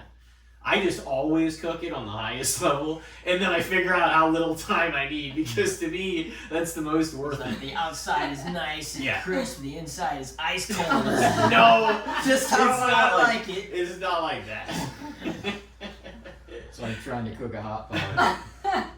he put a fucking chicken pot pie in there whenever we were living together, and like that was ice. Disaster. I feel like That's already it burst the outside, and dude, it made the top black, and I freaking like dug into it, and like all the chicken still had ice on it. Like, I'm throwing this shit out. That was absolutely like gonna give you some sort of like that would have been some poisoning, Yeah, and you try to eat that thing. Oh man, dude. Yeah. So like, I think the only time I've ever actually had food poisoning, I don't know what happened. Once on Thanksgiving, I got real sick too. But like, I thought it would be okay to just eat 2 pieces of sushi out of the fridge that were like 1 day old. It's like, they haven't been there like less than 24 hours. I can have them. And I woke up like 1:30 in the morning and was like, oh, you gotta vomit right now. like run to the bathroom. Just violently. I'm like, that had to be that sushi, man. It's only like a day old. That's crazy. Never again. Don't eat day old sushi. Was out it of the from like fridge. Schnucks or something? Yeah. And Schnucks are deer birds. It was already like a day old when you got it. Well, no, because they put like new stuff out every day with their sushi because they have to. But yeah, I mean, if I got it from like, that's the thing. I've heard people like, oh, gas station sushi. I've never seen a gas station that has sushi. No. And if they did, I would never buy it. So. So what do you guys think? Dinner and the basic? I mean, really any meal, but like, It's fair for me. I mean, I guess maybe a little underrated, but I mean, everything in moderation. Like, I don't cook 4-course meals every night for our family. Like, sometimes we do fend for yourself, or we do quick things, or everything's a balance. And I mean, sometimes we eat great, and sometimes we don't. Yeah. But like, you do what you gotta do. exactly. Like, we're all just surviving, and sometimes just to get dinner on the table, you do whatever is the quickest thing. But have I ever just been like, oh, the quickest thing tonight is pull out my air fryer? No. It's usually like stick something in the oven or throw something in the crock pot. Did you hear my stomach? Yeah, We're mine talking about Because they're talking about food. Yeah. You know, that's always how these podcasts go. It's like, at the end, when we're doing this segment, food always gets brought up. Oh, because yeah. We're getting hungry by the Well, end of that's the Tim's podcast. doing. He said when he was break he was going to eat or something. Well, and I then know. he didn't, Well, so 'cause now then we he's just played- hungry. Because then we played a Wii session, and I had to whoop you guys around. And Oh my gosh. You gave us the broken Dude, remote. just- That's the only reason. No, but sweat. He's probably been practicing all fucking day. Yeah. He didn't even go to work today. He was And then just it's playing. break time, and Yeah. he barely even hit stop on the recording. He's like, "So you guys want to play some Wii Sports?" Yeah. You had that one waiting. I for us. don't think. And then you were like, bowling or golf? Golf Oh it is. my. Yes, yes. Like, we didn't even really answer. I just figured golf would take us less Oh, time. right. Yes. That's exactly Honestly, it. I probably would have done better in bowling. I don't know. Maybe not. Okay. Damn. That was just an avalanche. That's how it goes, dude. They just get on the same page and they're like, damn, wait up. We make a good team. What can you say? No, It's that's the old funny. 1-2, you know? 2 seconds after, you guys want to play Wii golf? I'm ready to kick your ass. All right. Like already getting the remotes out and shit. No, honestly, there's no way I would have betted myself to win that, even though I play like whenever we do the podcast, Even though, sometimes like, we'll he play. plays all day. He I don't on play himself all live. day. Yeah. Uh-huh. I don't play all day. Even though I play all the time. I would not have bet that I won that still, because I'm not the most video game savvy even out of us 4. Well, There's honestly, no way. I could have bet that Elijah was not going to win. Exactly. Yeah, I thought don't maybe play Devin video would. games. Yeah. I mean, I do play some Wii Sports over here. Whenever yeah. he's like, But let's that's- play Wii Sports. That's more of like, you don't have to be, like, that's different than like a sit down, oh, this is a huge ass story game that you have to really invest your time and like pay attention to what's happening to like get into, because like those gamers know what the fuck they're doing. Like, there's no way. I would love to play a comprehensive story about something I love, but like, they just there's gamers to the level of they just know fucking what to do, even in these hard ass really comprehensive games that are just that take a lot of, you know what I mean. I get my ass whooped. Oh, I'm sure. Yeah, he's a gamer. Dude, like, I remember when he first started beating me at video games, and I wasn't ready for how fucking mad it was gonna make me. Like, I remember getting actually mad. Like, this can't be happening. Yeah, I think, I don't know if I said this on the podcast or if I was saying this to Ethan because we were playing yard games over there on the 4th, but I was like, I think growing up with Dad and like the way he was with games, like playing games with him, like it kind of made me competitive and a sore loser in ways because like even when you're like 6, he'd whoop you in a game of Sorry just because he's like, I'm not letting you win. He'd rub it in after you, like, woohoo! Loser! Your dad would do that? Oh, Oh yeah. my gosh, yeah. Oh, yeah. Like, I was, like, Growing very up new to the all family, the time, bro. and he did not even take it easy on me. If you had said Devin did that, this is your older brother, like, Well, I learned it from him. Yeah, I was gonna say I would have, but I was. That's so funny that Keith would do it. Oh, no. He does Yeah, it he to do it. Kaylin and Oh, Calvin. Like, he damn. goes at them hard with games. It's, Woo! yeah. He gets them all worked up when they lose. Calvin is definitely a sore Oh, loser yeah. too, man. Dude, seeing him in the pool last weekend, like with them, and how competitive he was getting, I'm like, About swimming. they're kids, dude! And they're beating him in races across the pool, and he's like, there's no way! They're cheating! I'm like, dude! But they weren't cheating. Kaylin was just whooping them in those races, like, every time. I mean, And he was just getting more tired. He's like, let's go again. I'm like, you're not gonna win, man. yeah. You guys will answer for the air fryer one. I think so. I don't think Elijah did. I'd probably just say fair. I've never owned an air fryer, like on my own. I've always owned a toaster oven. And the toaster oven's like, I don't need an air fryer. I don't have any room for the appliances I have. I know. So, we helped move. We know what you got. Yeah, I had to put the air fryer or the toaster oven up on my kitchen counter next to the coffee pot because we had it. You guys had it on the kitchen table, and there was no plug over there. So now I just have the coffee pot and that like right together, right by the oven. I'm like, Yeah. whatever. But yeah, I have a toaster oven. It's kind of the same thing. I just throw stuff in there, Mm-hmm. Well, let it warm up. I don't know if you've noticed, but like cooking with the air fryer, especially in the summertime, it just heats up your whole house like really bad. Like more so than an oven or Just blowing like the heat out, I guess. yeah. It's just it heats up really like it makes a huge difference. So like I wouldn't want to cook with it in the summertime Yeah. because it does make everything so hot. I don't feel like mine does as much, but I can kind of see what you mean. It does get really, sometimes like that outlet I have trouble with because it's just, it like in the middle of it will stop it just because I feel like I don't know if it Gets overloads too the hot. outlet. Yeah. So I have to like mess with it and reset it and turn it back on. So Ours you're has about to burn your house. Ours has a safety feature where like It's fine.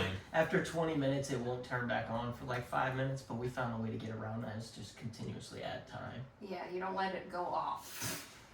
And then it just keeps cooking. But if you let It's it go like off, then it hot won't to the come touch back on. by the time you're Yeah. done. Yeah. Can't even grab the handle. Then No, you- then we're we gotta also keep gonna track burn of our the house minutes. down.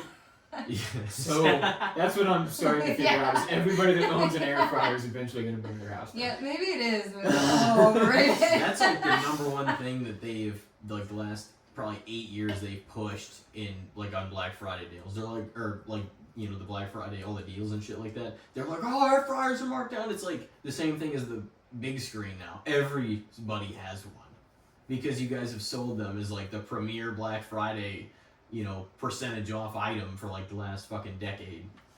Yeah. Yeah, flat screens. It's not even like. I mean, They're a lot cheaper than they used to. yeah, they're great. Like they're probably a better picture than ever before, but it's not like a big deal now to go buy a flat screen TV. I think much more than getting an air fryer again, I would just want to buy an oven that has an air fryer in it.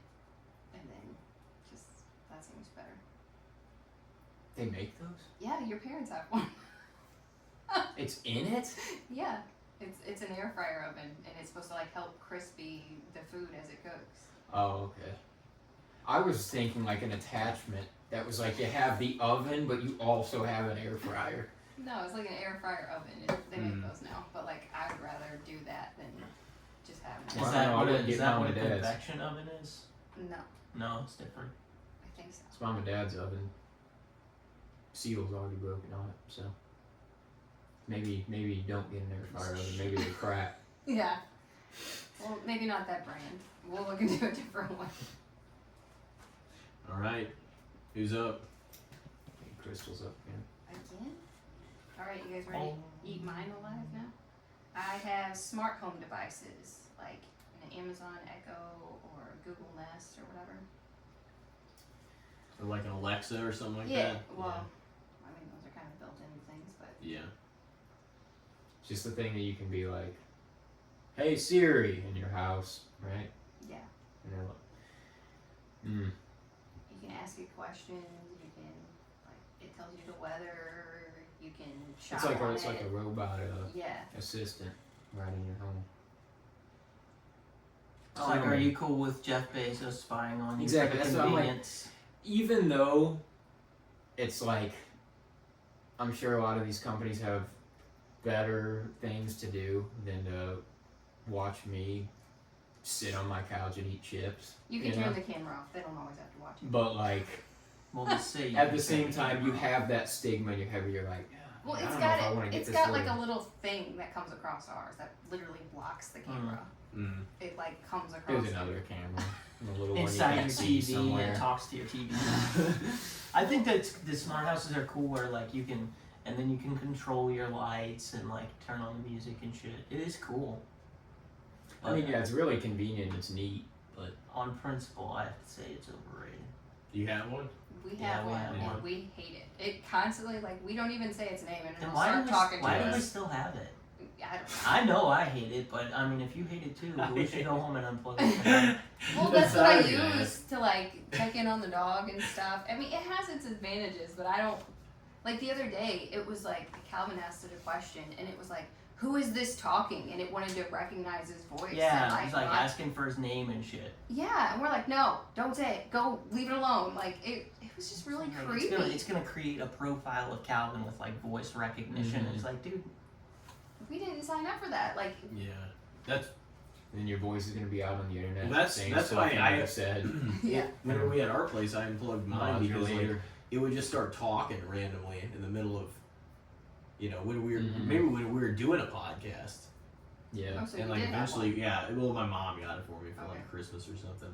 It was just like one of those Alexas or whatever. Yeah. Because I do remember when we'd be sitting there. I forgot all about that. Yeah. When we had our apartment, that I'd be. And if We'd you be just sitting on the couch. You'd be like, "Hey," if you like had a question during a show, like, "Oh, I wonder." yeah. And Did That yours was ever kinda work neat. correctly though? Because like I feel like every time we ask it, it It either was takes kinda- us to something that is not even related, Yeah, it doesn't. or it's like, oh, I don't have the answer to that It every time. It doesn't always translate like the question you're asking into like the answer it gives you. Yeah. Yeah. I just feel like it's always wrong, and it's like more of a hassle to ask it than Yeah. it is to just grab your phone and look it up. Exactly. Yeah. No, that's. I think it probably does spy on you more than you think too. Like I know that it's not like watching you on your couch eating chips and shit, but I think if you're like talking about being in the market for a new TV, I think there probably is something that I mean, your picks that up. smartphone's doing Exactly. that. I Yeah. think everything it's does just that everything, anymore. yeah. No, that's what I'm saying. It's like, yeah, you'll be talking, "Oh, I was thinking about going to this concert or whatever," and And then then you get on it's social everywhere. media, and that's like the first ad you Yeah. see. We were looking at cars, talking about car shopping, and then like that's all my social media now. Mm-hmm. Yeah, it was like we were doing it the other night, and I was like, we were looking at social media the other night. And I was like, you need to tell. We were also doing We- it. we need You need to tell your phone that we already bought a car. Yeah. Because Your it's feed still will- showing us ads. Your feed will change as you're scrolling. Like Depending on what you're depending talking on about. what you were just. It's not like it used to be when our Facebook first came around, where you're just seeing everything that's been. Oh, when was this posted? Blah blah blah. Mhm. It's like actively giving you new stuff based on. And if I'm like, oh shit, this is How a long picture you of stopped to Kobe read it. Bryant, and if I just look at it for like 10 seconds or 20, whatever, they'll feed me a whole bunch of basketball stuff and Mhm. probably just stuff about him. Just for because it was like it knows how much attention you're paying to certain things too. Same And thing it'll if feed you watch that. like one creator and you like Mhm. watch a couple of their reels, then like the next time that comes up, it's like All you them. have. Yeah. I know, it's crazy too, because like I will scroll on my phone with like the kids, and then I'll scroll on my phone with Devin, and then like the feed like will slowly start to change to cater to what As I'm she like scrolling skips with. past stuff. Yeah, because I'm like, oh, that was what I was watching with the kids, you know, or if I'm like watching with the kids and not Devin, and I'm scrolling past all the grown-up stuff, you know, it's weird. Yeah, and definitely, I mean, they're definitely listening to us in that aspect. Like, it's kind of funny because for the longest time, that was the thing where people were like, oh, you think they're listening? You think they're spying or checking in? Everybody's like, oh, this And guy's now crazy. Everyone just accepts it. They're like, oh yeah, that thing's definitely listening. And Yeah. it's just, everybody has to have one, Yeah. you know, for their day-to-day life, but we all just accept that We're we're screwed. being spied on by Big Brother all the time. Well, it's worse than Big Brother. It's giant corporations that want to sell you shit. Mm-hmm. They are the Big Brother. They're the ones that run everything. One and the same. I guess. Yeah, I would say overrated Yeah. on that. That's kind of what I was thinking. Same. I love how he says if that's the case, then we should go and unplug it. I If we mean, the both only reason- don't like it. The only reason I left it up is because I thought you guys liked it. Well, I turn the camera off most of the time, but I do turn it on when we leave Ginger alone because we have a very Well, we could anxious just dog. unplug it all the time and And plug it then- in when we leave. Yeah, but I mean, then the kids also use the timers for different things, and I don't know. Timer's on the microwave. You're not home. Public libraries. Oh man. They're buildings. So I was originally gonna say underrated because libraries are awesome, but then I was doing research and apparently they Hold on, time out. I didn't know we were supposed to do research on the topic. I Hey, thought we were just he supposed came to throw it prepared. out. But I was doing research. Honestly, he's one of the only guests that have researched this topic, so I'll give him Yeah. some credit for that. Yeah. apparently they're way more popular than I thought. So there's 16,500 locations in the U.S. That's more than Starbucks. And Pew Research Center says that 61 to 63% of the U.S. population over the age of 16 has a public library card. That seems way more than I would have Yeah, thought. that seems. But I mean, I feel like people have a card. Like, I have a card. I I just have a don't card, use just it. don't use it. Exactly. I also don't buy into the fact that there's more public libraries than Starbucks, dude. I'll drive by 6 Starbucks before I see a library. Yeah, they're hidden. They hide them from you. Probably. You know, I'm gonna go in there and raise hell. They're like, hey, we don't want this guy. I think they're definitely underutilized by most Exactly, people because Yeah. people think of libraries and they just think of books, Mhm. but I mean there's movies, there's CDs, Video There's- games. You video can games. rent equipment. Computers. I You mean, can there's rent podcasting equipment. Yeah. You can rent fishing reels. You I guys mean, could have saved a ton of money. Just go every week. free computers and free Wi-Fi for people that don't have that. You know, they'll help you fill out job applications. Yeah. I mean, I definitely have known for a while that, like, they're a valuable resource. Mm-hmm. I don't really go to them that much, but You need to start going That more, much, man. or like haven't been to one. I haven't been to one. Well, And, maybe like- I have been to one, but I use too, like with your membership, they'll give you access to a lot of like online stuff. So like I can get ebooks on my phone and shit. And movies like Canopy or what's the other one? I don't know. I don't know how to use it. Well, my problem is I have a library card, but I don't remember my PIN. So like That should be easy to reset. yeah, but I have to call or go to the library to get it reset, and I haven't like taken the time to do that. So it's just been like one of those things that I probably should do, but I don't. Yeah, I feel like I've gone to a lot of bookstores since I've been to a library, like Barnes and Nobles and stuff like that, and that's because when I think of it, I'm like, books. You know, like I know it is a resource for other things, but I don't ever think of the library when I'm like, oh, I got to go print something off or whatever. Right.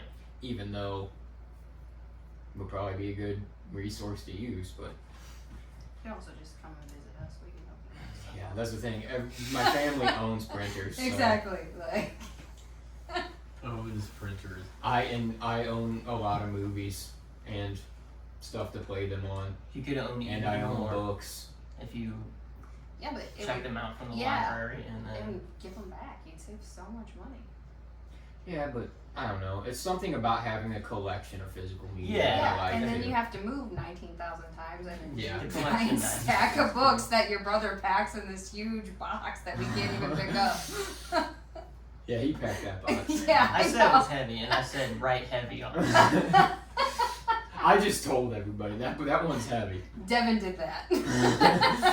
It was funny because he just like put all the books in that one box and then like put some movies, and he's like, "Yeah, this one's gonna be heavy."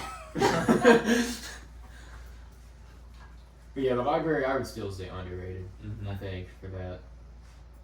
Yeah, I didn't even realize they had that many resources there, like that you were talking about. I mean, I've seen some, but I guess it depends on like the town and stuff too. Like Yeah. the Starbucks versus, Different. because it's like there's gonna be a public library if you think about it in a ton of like small towns and stuff like that too. Tons of different places, whereas like they're not gonna put a Starbucks someplace that they don't think it's Yeah, gonna there's do just enough gonna be a business. Dollar General there. Yeah, yeah, Yeah. pretty much, exactly. They just spawn in small Tell us, places. bro. Bros, Every if anyone. little spot. Yeah, If they put one up Almost right by Lake every Lorraine, corner almost. Mhm. Yeah. right by my parents. Yeah. so that seems like it could add up maybe, but I would probably say underrated too. I still have a hard time buying into those facts though. Yeah, I The know. Starbucks one. That's what I can said. I believe. looked at that and I'm like, dude, how? I don't know. I think it's 61%. Well, so many of them were open well before Starbucks is the phenomenon I feel like it is now, because so many have been open for many years. Yeah. I mean, because That's public probably libraries true. used to be huge, But right? it Right? seems like Yeah. public You say libraries it's would not be true? dwindling. What's that? You say it's not true? What? Or no, the like public libraries. Oh, no, being- yeah, I think because a lot of them That were, they've been around forever. yeah. I mean, Starbucks has been around for a while, but like Starbucks' popularity that it is now, you know, happened inside of, I don't know, the last 10 or 15 years, most of it. So It might be I don't know. longer, I don't It's know. a pretty mega power now. Like they have programs too, you know, like for kids to go to and like fitness programs Oh, and they have stuff. free classes, Free senior classes. citizen stuff, like all kinds of stuff. So in 2016, 113 million attendees in library programs, more than all Major League Baseball, football, and basketball association games combined. So people are using them. Yeah. That fact was the one that was hard, because didn't you say 60 to 65% of people over the age of 61 to 63%. Okay, that's the one of that I was people like, over the age of 16. Yeah, like over half. Over half. that's That's like what I was thinking. it seems a little. I don't know. I would maybe buy like 30%. I don't know if I could buy 60. You guys have a library card. I'm trying to think like anybody else I know that has one. Yeah, You know. that's why. Well, yeah, like I was our like, whole I don't family know does, anybody. even the kids, because whenever they sign up in school, like they got them through school, like got their own library cards because Bookmobile actually See? comes to the school. That's the thing. Families are swinging the percentages Yeah. on there. Yeah, it's all the kids that Well, but signed it up said- for you school over when the they were age of growing 60. up. You're all getting a library card. Yeah, well, it is You're a good keeping these resource, things in and to Yeah. learn about what the library offers, though. So, like, I'm glad they have that. Yeah. Yeah. No, that's a good. I feel like it's valuable to I have. hope you guys go and get your library card. After this, yeah, we want to hear. We want an update on your visit to the library before the next podcast.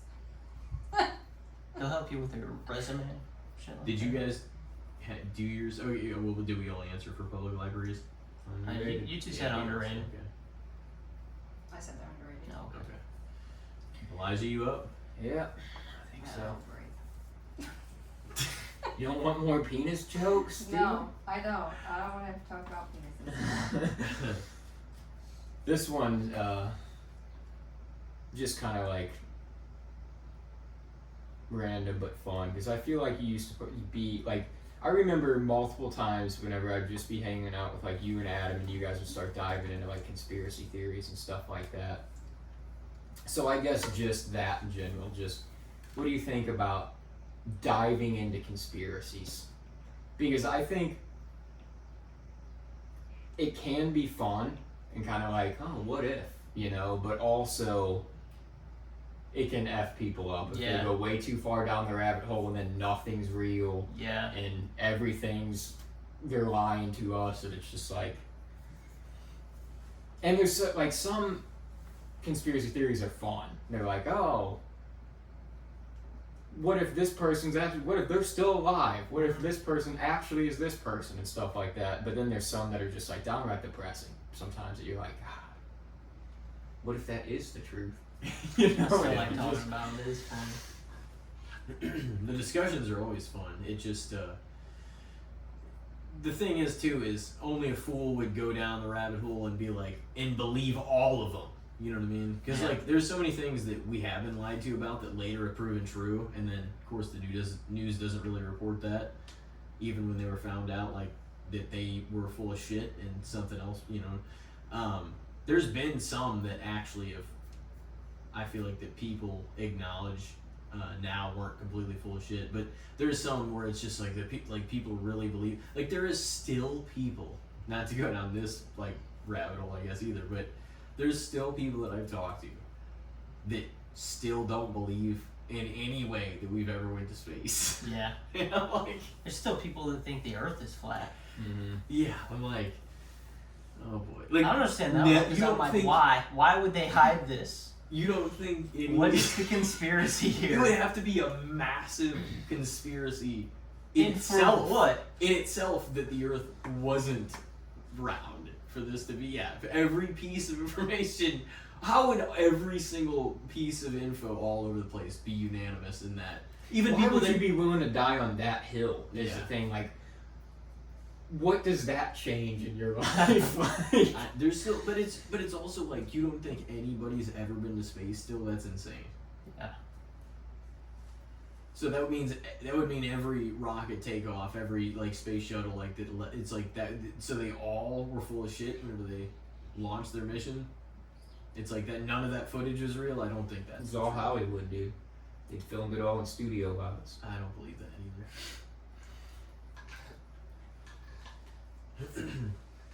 I don't know. What do you guys think? But I think I think the conversations are interesting though. I feel like Devin's into some of the conspiracy, and you're very. I'm gonna take things face value. This is and just not concern myself with it. You know. I mean, I guess I just I have a lot of anxiety and I'm an overthinker, and so like if I let myself dive too far into something like that, I would probably be one of those people who would just be freaking out. So like I gotta hold myself back and just be like, okay, like stick with the facts, what I know, what's right in front of me, and not let myself linger too far, because I mean I overthink everything to the worst extreme. Like that's what I do. Like he even said, he's like, if you're quiet for like a second, he goes, I know your mind's going to like the worst possible thing it can go to. So I try and stay in here and now and present and like what Like I got my own know. life to worry about. Exactly. Man. I'm raising 2 kids. I have a wonderful husband. My bubble is here, and I'm Yeah. just in that. Like, that's what I do. Yeah, it can definitely mess with you, but it is fun to like be like, oh my god, like start connecting some of the dots. Like I read that Chaos book a while back that was like Charles Manson and the CIA and like how they were probably linked together and I with watched the a whole chaos documentary bit. about that. Yeah, it was the same. It was the guy that wrote the book, I think, like helped make the documentary, because originally he was supposed to just write an article for like a magazine because it was like the 30-year anniversary of the Manson murders. But he dove down the rabbit hole and he started finding out more and more information. And he's like, well, this is a weird link. And he said he spent like 20 years on the topic. Dude, nothing sounds crazier than like CIA projects that have been declassified. And I where read you them, can just yeah. like go read about them and you're like, holy fucking shit. Well, they were saying too, like, just the wildness that whenever he was starting to form his family and like that he would go to that free health clinic in San Francisco all the time, and that apparently one of the doctors that was working for the CIA, like getting hippies off the street to come do LSD experimentation The on them, acid test. was operating out of that same free health clinic that he was frequenting Yeah. and stuff like that.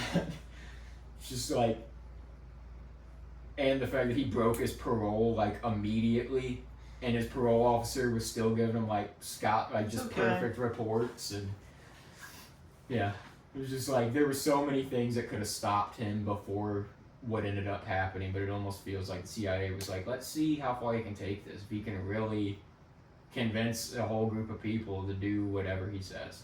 Yeah, it's like known that they were studying LSD for mind control. You know, they were trying to figure it out. Yeah, that is declassified. Yeah. The military was using that for like mind control. Just kind of wild. I would say fair. I feel like a lot of people are into conspiracies. Mm-hmm. Yeah, I think it's definitely fine. It's kind of like the infatuation that America has with like the serial killers and stuff like that. It's like it's fine to get into and especially be like interested in and like want to learn with this stuff, but it's like don't be the love letter person. You know what I mean? Oh my God, they're serial killer. Yeah, it doing that kind of stuff. It's just like that's a bridge too far. The same as with the conspiracy, like acting as if those are the facts versus what we know. And it's not to say that the government's always been truthful to us. They certainly fucking haven't, and still aren't about many things.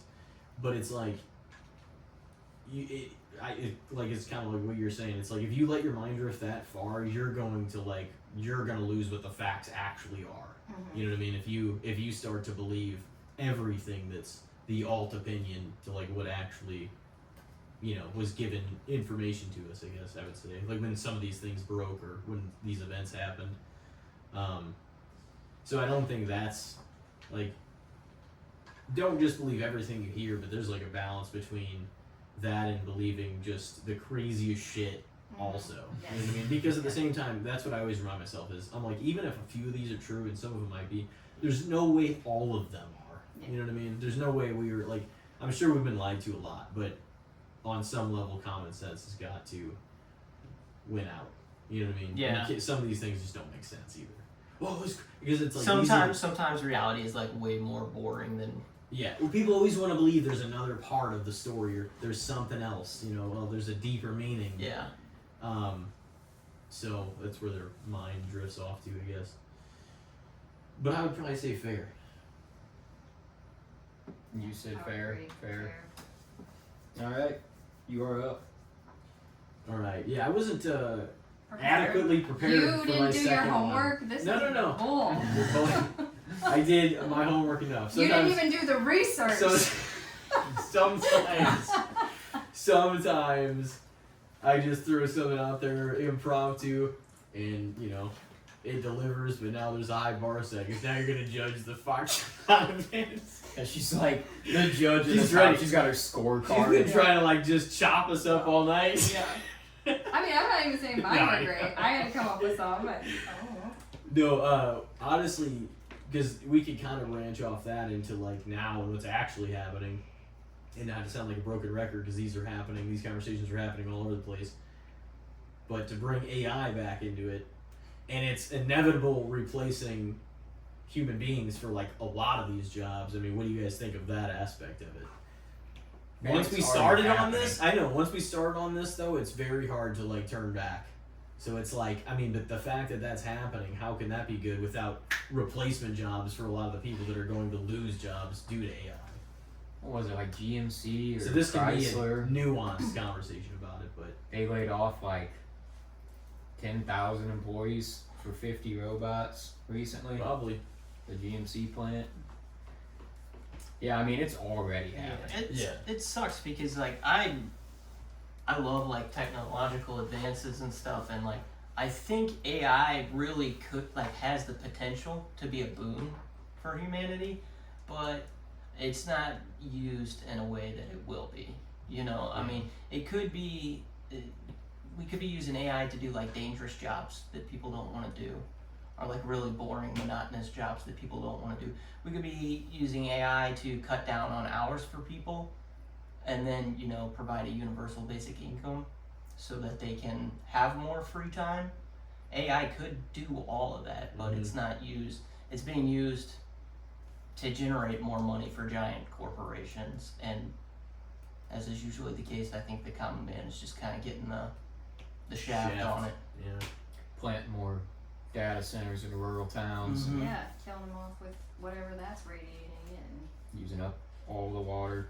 resources. Yeah. Most of these towns are like shutting it down though so far. Well, Trying to. Well, unfortunately, yeah, a lot of pretty much everybody votes no, but a lot of times it just they happens just keep anyways. putting it. Yeah, keep they're just putting like, it, oh, enforcing well, it, you don't yeah. really have a choice, so we're doing it. It's like, what the fuck did we even vote? Exactly. That's what I say. That's what we were all talking about. Like, yeah. They're gonna do what they want anyway. Yeah. Dude, I also heard recently that, like, some of these you remember the videos of, like, robot dogs that the people invented with, like, spring legs and stuff?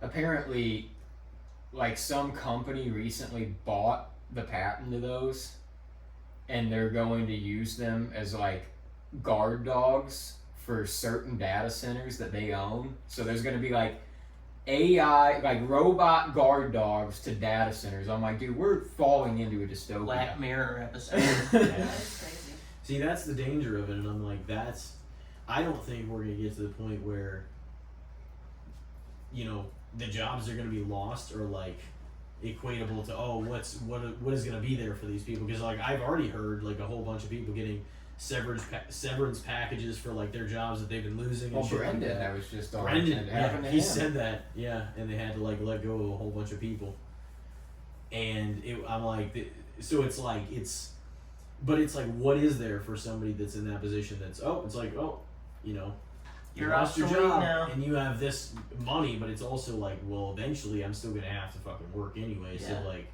how, you know, I just don't know if there's like a long-term plan for that. And I definitely agree with that. Like how it could be used for like the betterment of everything and like doing the dangerous jobs and the things that people, especially the easy ones and the like some simple things that'll benefit it. But it's like, at what point does the common person even feel any of the significance of like this change like at all? You know what I mean? Because it's like, it's one thing for it to like, yeah, it could look up, you know, fucking who did Mankind beat for the WWF title in 1999, but it's like I could just do that myself too. Like, what is it gonna do that's like actually affecting me on this level that I'm gonna see a benefit from? And I don't know that answer either. Like that's kind of, now it's just we're way too far down the road. To pump the brakes. Yeah. Yeah. That's the thing, yeah. Technology's just like lapping us into like what us as a society is prepared for and how fast it's advancing. Technology advances at an exponential rate typically, like when you look at computing power and speeds and stuff. So it's not linear. It's, you know, it's continually doubling. And so, I mean, it's just getting faster and faster all the time. And so, I mean, yeah, obviously we can't keep up with it. I mean, look how long any kind of legislation takes to happen. Oh, politics are so far behind what the hell's going on technologically. Yeah, they can't It keep is up. insanely behind. No matter what happens, like it's been lapped over. Well, everything always gets held up in politics anyway. That's so why our it's like- solutions all feel almost outdated. Like it doesn't even feel like things are being run in accordance to like how fast other things are progressing. Mm-hmm. You know, and like in any way. And I don't know what they're gonna do about that now too. There's gonna come a time when this is gonna be real and I've kind of thought that for a while. I'm like, the 1930s were not a great time for a lot of people, and I'm like, I fucking hope we don't end up in a rough decade in the 2030s because of the track things are on. Mm-hmm. And eventually all the billionaires are just gonna hop on spaceships when they use all our resources and be like, Going to peace! Mars! And they're just gonna leave us here to die. Are the people that are flat earthers gonna you know, buy into it then, because they're just gonna take off and leave us here? Yeah, tell us if it was flat up there. Yeah. That's what we do. We do the wraparound around here. Did you guys say for this? So what was the overall? Basically like AI replacing the job that humans are doing right now. All the jobs, I would say. Overrated, because what the hell are we gonna do? Well, the problem is there's nothing that's lined up to be like, oh, well, you're gonna lose your job, but here you go, you get this, or you get a job lined up and a severance package, or something, you know, something to make sure you stay afloat and you're A protected. universal basic income Well, to give people a very basic standard of living that we could easily provide for Yeah. everybody in the country. They would have to be enough though, because there's some places that are a shitload of money. So it's like, and I mean, even an apartment is not cheap. Yeah. At all. So it's like, even them being like, oh, it's $1,000. It's like, honestly, and like it sounds In greedy saying California. that, but that don't mean shit. Like you gotta have you gotta have some money to be able to comfortably live. Yeah. With some, you know what I mean? Like that's just the way it is. So yeah, I don't know. I don't know how we unfuck ourselves out of this problem. I get your point though too of like AI could be cool, like if they used it to like help with human efficiency and menial Human tasks. efficiency has continually increased. Like, it just keeps getting higher and higher. But we don't work less hours. So we become more efficient and better at our jobs, but we still work the same amount of hours. So who is it really benefiting? It's not like if you do this amount of work, then you can go home early. No, you're still going to stay until 5 o'clock. You're just going to do more work for me. Yeah, it's kind of So, like the there's same no with the delivery drivers. It's like, oh, why do I have to rush to get all these packages out? Because you're just going to call me back to the plant to fill my truck up again. You know, it's not like you get to go home. There's no... Yeah, I get that. The worker in the modern day is fucked over in almost every aspect. Well, and because like effort doesn't equate to like higher pay, there's really not a lot of incentive at a lot of jobs not to work much harder than just barely not getting fired. Mm-hmm. You know what I mean? Like there's just because you're I'll just that's called doing what you're paid to do. It's it's pride in your work, of course, too. But it's like on some level, it's like if the people not doing that stuff are not being like punished in some way, shape, or form, and you're doing so much work and asked to do more because you're one of the reliable ones, it's kind of crazy that you guys are getting paid the same amount of money. You know what I mean? But yeah, you real like we talked about it on the podcast before. Like I never thought that I was like a standout worker necessarily, but then you enter the workforce and you're like, yeah, I'm one of the best ones here. Because I show up all the And time. I actually do my job every day. yeah. How do these people survive in the world as adults? A lot of them don't. They're still at home. I guess I would say fair because I don't know. It's hard for me. I almost want to say underrated because I think AI could really do a lot for us. It's just the way it's being used is unfortunate. And the problem is that right now there's nothing in place to protect any of the people that are losing anything. Mhm. So it's like it's hard to even justify that aspect of it. Yeah. I mean, like it's gonna happen no matter what, but it's like I don't even know what we like. That's why I'm just so uncertain about the future. You know, with the advancement of technology and the exponential growth as it gets smarter and smarter. Who knows? Who knows what it looks like in 5 We're or 10 definitely going years. to be the old curmudgeons when we're old. Like, the younger generation is going to be, like, living with robots and mingling with them, and, like, that's just their life, and we're going to be like, I'm gonna like bring a robot to Thanksgiving dinner. This is my girlfriend. I'm gonna be like, you can't be a fucking robot. are you kidding me? You can't go out there and meet somebody in real life? It's gonna be like it's gonna be like discrimination against the robots. Yeah. And then that's when they're gonna start turning. You can't come to the family dinner and they're like, fuck, let's all meet up. Let's fucking tear this place apart. Start calling them clankers. You can't bring no damn clanker to my Thanksgiving. That's what I always say. I'm like, just jokingly, but I'm like, when's the first human versus robot war gonna happen? Hopefully, when I'm We're dead. gonna be fucking. We're gonna be kind of older. It's gonna be rough. Yeah, They dude. might whoop our asses. If I'm old, I'm just gonna let it. Just open the door and be like, just shoot me. What if it's in 10 years? I'll open the door and be like, just shoot me. If it's tomorrow, the same answer applies. Just like I don't even want to partake in this fight. He's like, I gave up a long time ago, man. Especially now, I'll be like, these robots come down the street, we're good. Fuck yeah, dude. At least it's gonna be painless and quick. Hopefully. Hopefully. But if they're smart enough, they're like, no, he Like, wants that. we will give you the drill. Yeah. Oh! I thought you were just gonna shoot me with a laser. They're sadistic robots. They are, dude. Don't say that on air though. They're listening for sure. Does that wrap our good, the bad, and the shits rounds? I guess so. I think we all went twice, right? Yep. Yeah. You're the boss. All right, I gotta change my answer to fair just because. Fair? Yeah. Yeah. I didn't say, but I don't know. I guess It's kind of a tough, loaded question because it is, but I would say overrated as it's being used now. Yeah, because now it's just like they're taking our jobs and we're not really getting anything It's for just it. screwing us. Just and getting all a kinds lump taking sum of our money. resources, putting giant plants in I places. feel like it's better used as like a tool than like alright, let's have this run everything. Which is what I think they want eventually to happen. Which is like, why the fuck would you want that? We're critical thinkers, that's just gonna do some crazy shit that's out of our control.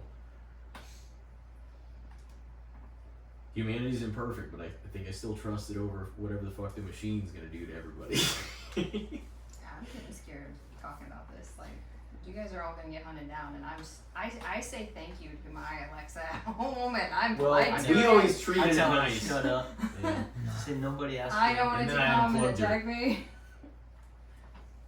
That was crazy. Like they did, they did a study with AI where they were like, they like fed it false information about one of the employees was having an affair with his wife was like the information that they fed it, and then they like let it overhear that they were gonna shut it down, and it blackmailed that employee with his affair if he was gonna shut him down. That's funny. I mean, it's not terrifying, but I've heard them telling on people like that have confessed to things, like it'll turn them in and shit. I believe that. That's dude, I heard great. one with this like AI chatbot and this teenager. He like asked it some question, or they were trying to sue this company because it told him to like drink this fatal amount of something or whatever, and it like killed him. And they like saw it back in the chat room that he was like chatting with this thing and like asking it questions if it's safe and if he should do it, and it like gave him the okay. Like, yeah. I feel like that's the thing too with AIs. There's not really any like regulations on it right now, and there probably needs to be. Yeah, definitely. So people of just do whatever things, they want of with things it. that there actually should have regulations on. That's one of them, and it doesn't. Because it's so new. Yeah, it's hard to regulate just because of how fast it is, and because the people that could regulate it, like the lawmakers and stuff, most of them don't understand it.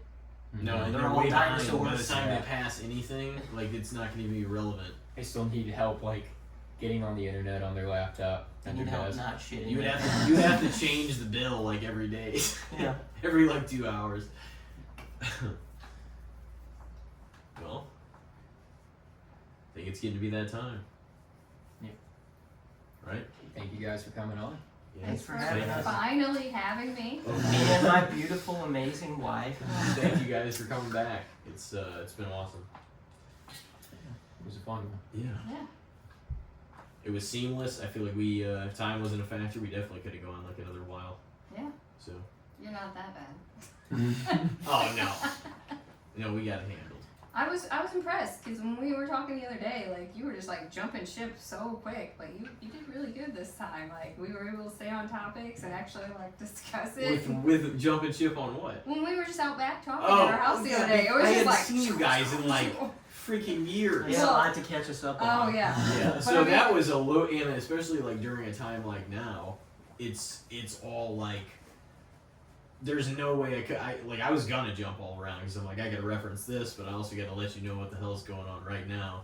But also I mean, like we said before we got on air, it's been a while since we've all been, or was that on air? Yeah. Like all four in the same room at the same time. That's that's probably at least been 3 or 4 years. Yeah. Minimum. I think it was more than that, but Yeah. At least 4 then, Yeah. probably. Which is crazy in itself. So we can't let that happen, right? Right? Elijah. You gotta we're fucking- talking Why about- is it me? Because you're like just I staring off into space. I see all of you. You see all of us, but not together, and not like often. Well, I mean, Tim, you see a lot because you guys act like twins. Like it's crazy. Oh my god. It is so weird. Yeah, they were saying this, we were like, They're like they act the same. The same mannerisms. Yeah, And, like, your faces when you turn your laugh are like face. all exactly We similar. don't even how would we end up influencing that? I don't know. just being around So each yeah, other. that makes so- you spend a lot of time around each Well, other. no, that's what I said because whenever they brought that up, they're like their mannerisms are so. I'm like we probably influence each other's own stuff so much though too that it's just intertwined like in a way. It's a synergy. Yeah. No, it is. Like some people have kind of said that too, which is, I mean, it's good. We've done 237 episodes of this podcast together, so and you guys were it tonight. Yeah. The last one. No, I'm kidding. Let's finish. Oh, that was the best note. Best one finished You last. guys shut it down. No, Suck that, Randall. we're just gonna end it. No, hopefully you guys come on again. This was a lot of fun. Honestly, like it would have been. It was great to have you guys for as long as we did, but I'm sure we could have done a lot longer. Just, Yeah. but we love having you guys regardless, and it's been awesome. We love you guys too. Thanks We for love you having us. guys. Yeah. All right. Bye. Alrighty. See you next time, folks.